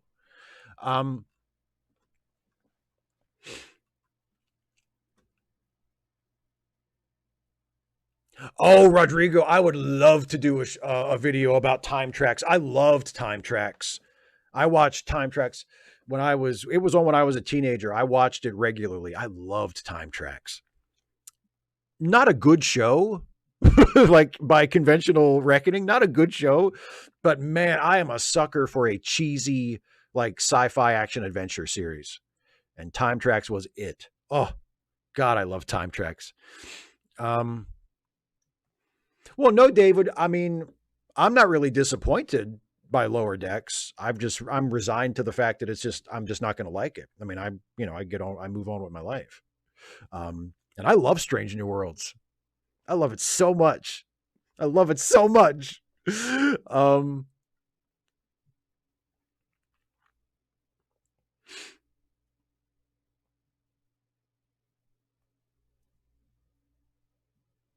Daryl, I'm not sure if we would go parliament in terms of like having multiple parties that would have to sort of form alliances with each other. I'm not sure if that would happen or not. I feel like, I mean, maybe it would, maybe I'm wrong. And there would be three or if the Republicans completely went away as a viable party and the Democrats splintered and, you know, it happened that way. Maybe we would end up with 3 or 4 parties that, you know, could get elected, you know, in large enough numbers that they would all be like major parties. But I feel like the 2-party system is so, for whatever reason, and I'm not sure if it's a cultural thing or if there's something about the way our government is structured or the way our elections are structured. But if you look throughout American history, I mean, the current 2-party system we have right now is not the first one. We've had at least 3 different 2-party systems in American history. And depending on how you reckon it, even more than that. But in terms of like what the parties are and what their names are, like this is the Democrats and the Republicans being the 2 major parties. That's the third 2-party system that we've had to date in the United States. And it seems like whenever one of the major parties implodes, after everything kind of settles down, what takes its place is another 2-party system. I'm not sure why that is, but I feel like just judging and just because it's happened throughout history doesn't necessarily mean it would happen again if one of the 2 major parties went away again. But, judging by American history, it feels like just for whatever reason, we Americans, we like our two-party system. We hate our two-party system, but we like our two-party system. Rodrigo just became a member. Thank you, my friend. I appreciate it.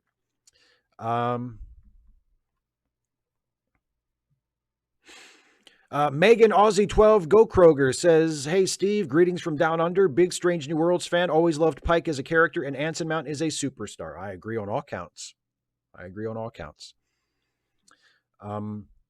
Ethan says, I have to go, unfortunately.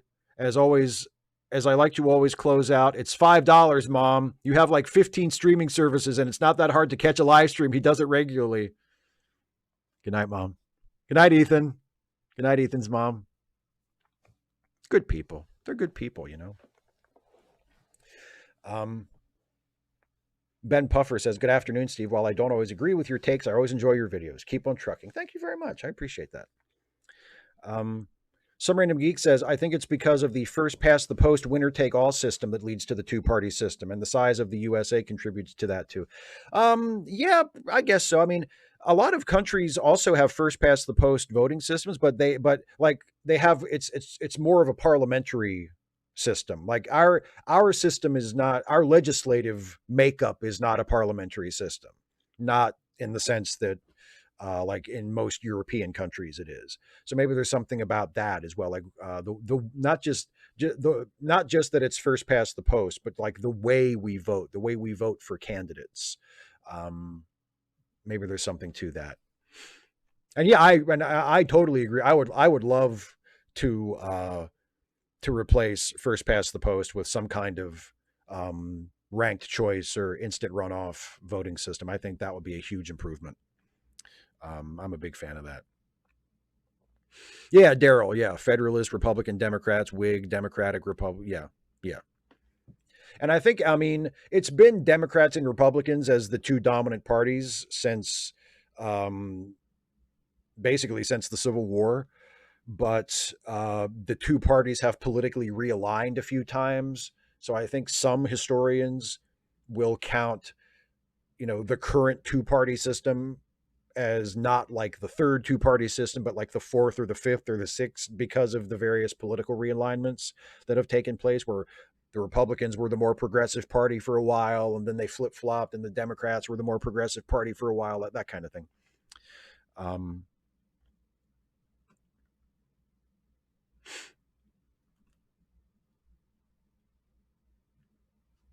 Oh, Keurig, that's okay. You don't need to. I appreciate the super chats, but you don't. I'll try to pay attention to you anyway. I'm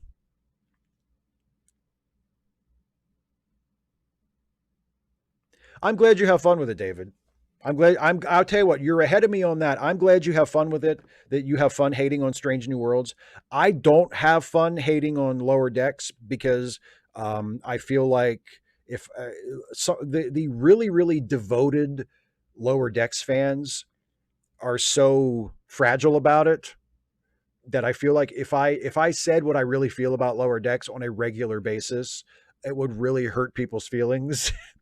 And I don't want to just hurt people's feelings over a TV show. So I usually hold back my actual thoughts on the show, or I express my thoughts on the show in a much more measured way. And when I do just cut loose on it, I try to do that not all that often. So I'm glad that you can cut loose on Strange New Worlds and talk about the things you hate about it and enjoy it. I do. I envy you. I envy you that, my friend. Yeah, I guess, Day, there's a thing. Here's what I find interesting in like an annoying way. And this is also a Star Trek thing, but it's not a Lower Decks thing. Although I have seen Lower Decks fans do this. But I got a comment on my retro review that I did yesterday of the bonding, that's a TNG episode, but I throw in a little dig at Voyager because I mentioned that the bonding was written by Ronald D. Moore. It was actually the first Star Trek episode that Ronald D. Moore, was the first Star Trek script that Ronald D. Moore ever sold. And then he eventually became a full-time writer on TNG, and then he wrote for Deep Space Nine. And then I said, and he even wrote for Voyager for a year before he gave up and quit because he realized how fucking pointless it was, which is what actually happened. Like, that's not even me making a joke. That's literally what happened. Ronald D. Moore, after Deep Space Nine ended, they said, hey, you want to come write for Voyager? And he said, sure, I'd love to keep writing Star Trek. And he wrote for Voyager for a year, and he got maybe, I think, 2 scripts actually produced, like with his writing credit. And then he left because he said, this just, there's no point to this. You know, this isn't an environment where the people here are being encouraged to make a good show, you know, and he just didn't want to do that. So that's literally what happened.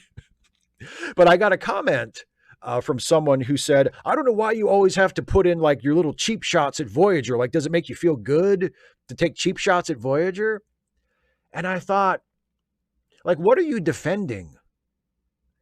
Like, you're coming to the defense of what was, regardless of my feelings about its quality, an incredibly successful television show. Like, by any measure, by any objective measure, Star Trek Voyager was an incredibly successful television show. It was used to launch a brand new television network. It was on for 7 seasons. It produced like 150 some episodes. Most TV shows don't even come close to that. It was and to this day, it's a really popular show on streaming, right? It has a very loyal fan base, obviously, you know, like it's an incredibly successful show. And yet when when some guy on YouTube occasionally will make a little cheap shot about it, or we'll just give it a little dig because I don't think on the whole it's a good show, like you feel the need to rush in and defend it like it's a child being bullied. And Lower Decks fans are like that with their show too. With Lower Decks, it's a little more understandable because Lower Decks has never been the marquee show of its era. You know, like Lower Decks has always been one of the sort of side shows that, you know, certain fans really like it, but it's never been like the marquee show like Discovery was, or Picard was, or Strange New Worlds currently is. And it just got, you know, they just announced that the last season it's going to be the last, and the Lower Deckers are kind of bummed about that. You know, so like I feel like if I like I don't want to, if it would feel like I was picking on them, right?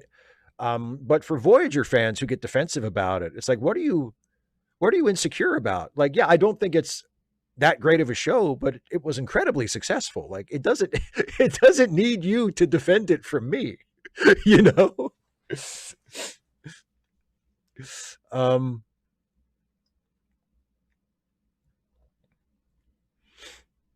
And Kirok, of course, you can ask a question. You can ask a question about fancy. You can ask a question about whatever you want. 255 AD says, shouldn't Scotty be famous since he helped save Earth in the voyage home? Well, I mean, by that logic, they should all be famous. You know, like, and I think, I mean, here's the thing. Famous is one thing, and like household name 100 years later to everybody is another. And I feel like that's the problem. And again, it's are you writing characters like they're characters in the world of the story, or are you writing characters like they're fans who've been watching the show? That to me is the line that they cross. They go, you know, blowing past it in Lower Decks.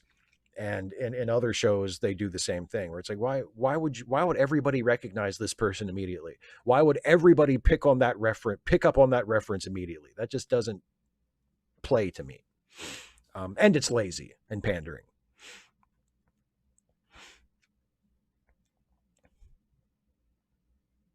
Oh, Tammy Birch, are there any other shots? Like, you mean, are there any shots other than cheap shots on Voyager that I could have taken?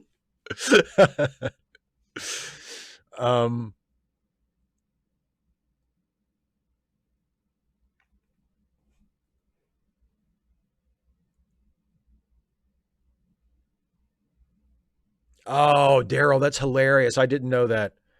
Talking about Phil Collins jokes, it said that after reporting on Reagan getting shot, one of the top 40 stations' next record was "I Missed Again." That is so great.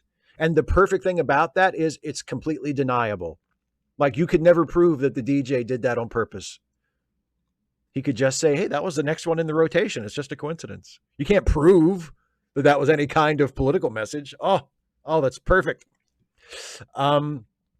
255 AD says, how do you feel about the stuff at the start of Enterprise's 4th season where it mentions schools and stuff are being named after them because they saved Earth from Al Qaeda? I mean, the Zindi. Again, like that, that's fine. I don't have a problem with that.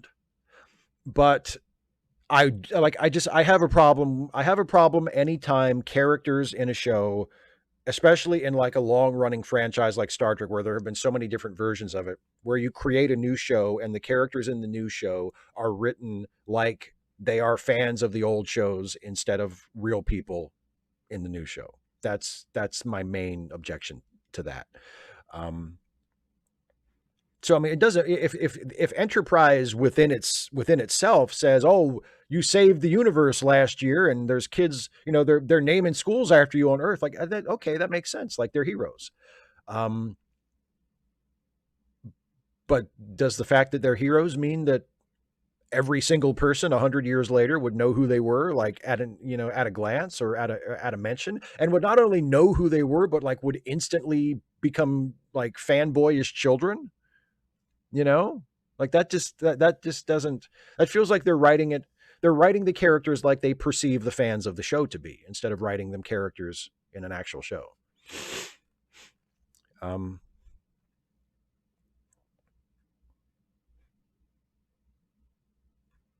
David, don't you fuck with me with Ortegas. I love Ortegas. Ortegas is a great character. It's not just, see, you're listing like biographical info. The biographical information doesn't matter. Like, she has a personality. She has a specific presence in the show.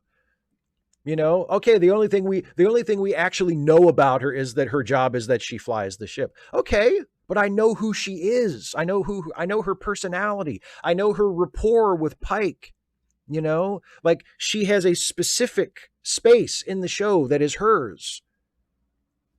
Like that's all I need. That's all I need.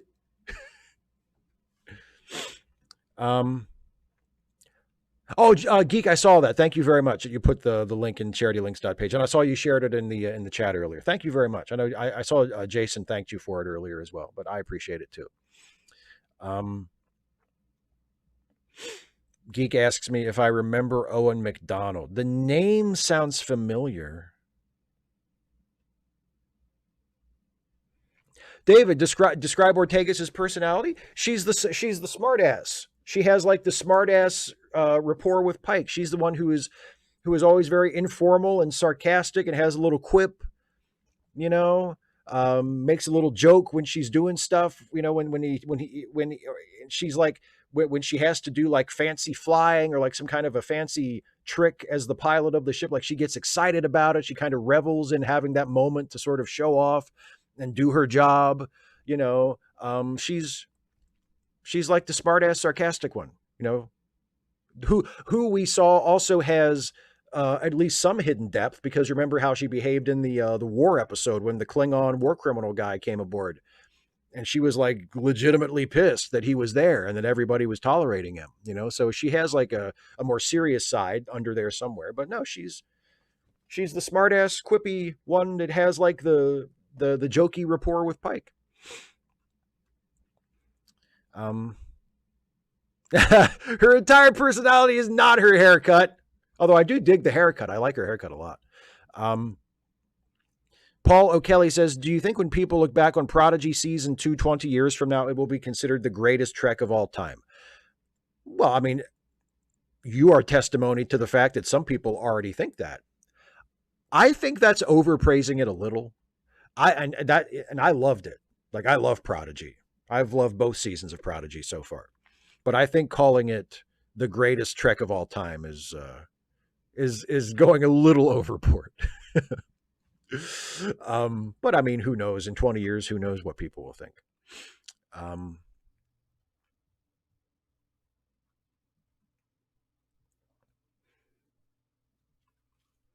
All right, it's almost that time, so I'm going to start wrapping up the show. So if anybody has any final questions or comments, go ahead and start throwing them into the chat, and I'll check back in a minute when I get through my customary wrap up routine. First of all, thank you so much for watching, and thank you for your questions and your comments and your kind attention. If you enjoy what I do on YouTube and you would like to play a part in helping me to continue to do it, you can do that by becoming a Patreon patron at patreon.com/Steve Shives, or by becoming a channel member by clicking the join button. And one of the perks that everybody gets at any level, whether you become a patron or a member at the lowest level or the highest level, is you get the opportunity to submit questions ahead of time for these Ask Away live streams. And those are the questions I always ask at the start of the show. So patreon.com/Steve Shives, or click the join button to become a member if that appeals to you, or if you just want to help me out and lend me a hand in continuing to do this and make the videos. And thank you very much for your support in whatever form it takes. Also, don't forget, if you dig the YouTube stuff, I'm also on a couple of awesome podcasts that are a part of the Let Me Listen family of podcasts. There is Late Seating, the movie review podcast that I co-host alongside the great Jason Harding, who was here with us in the chat earlier. Late Seating is a show where we take a fresh look at classic films and decide whether or not they deserve their reputation, whether that reputation is good or bad. Our latest episode of Late Seating is our review of the classic 1981 Terry Gilliam sci-fi comedy Time Bandits. It's one of Jason's all-time favorites, and I think it's also a classic. So listen to our review of Time Bandits. And also, there is the Ensign's Log, the Star Trek themed comedy podcast that I am on alongside Jason and the brilliant Dana Cole, who has also been with us during the show. On that series, Jason and Dana and I play characters who exist within the Star Trek universe. We have moved on to the era of Deep Space Nine at the present moment. We're just starting we just started a new season, and we're sort of settling into life on Deep Space Nine, and we're doing our own stuff, and our stories are kind of taking place with the events of the show sort of happening in the background. It's a really fun show to make, and a lot of folks who have listened to it have really enjoyed it. So check out the Ensign's Log as well if you like the Star Trek stuff, and especially if you like the funny Star Trek stuff. Also, don't forget charitylinks.page, which is maintained by our friend Some Random Geek, which has links to crowdfunding campaigns and begging bowls and PayPal links and stuff like that for friends of ours who need a helping hand, who are in some financial trouble. And if you could throw a few bucks their way, they would really appreciate it. And so do I. It's charitylinks.page. It's linked in the description of the video. And also it's in the chat. And also some of these specific links that are contained in the charitylinks.page document were being shared earlier by Geek. So thanks very much for that, Geek. And yeah, I believe that's it. Let me take one last look at the chat and see what everybody has to say.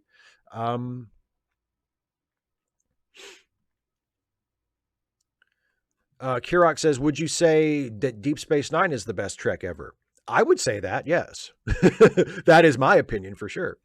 Isaiah says, Ortega strikes me as an astronaut from the Gemini program, or like a Top Gun fighter pilot. Yeah, I can see that. She's definitely a pilot. You know what I mean? Like, she's definitely she's that type. She's like a cocky, smart ass, like fighter jock kind of character. Yeah. I love Time Bandits too, Geek. I'm glad you like it too.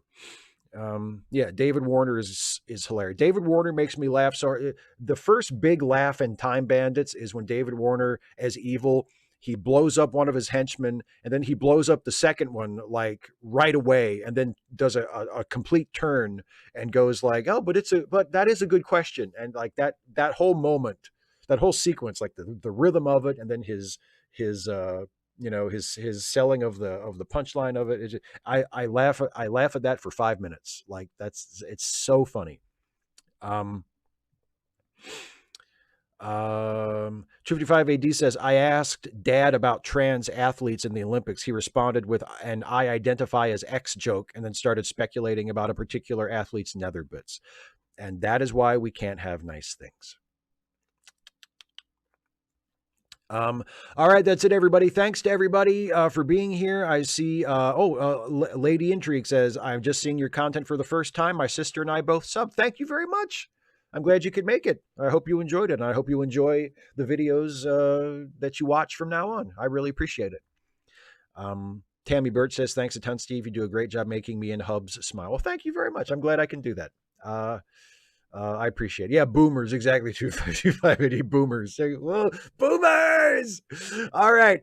That's it, everybody. Thank you all so much for being with me. Take care. Have a good weekend. Have a good night. And I'll see you later. Bye-bye.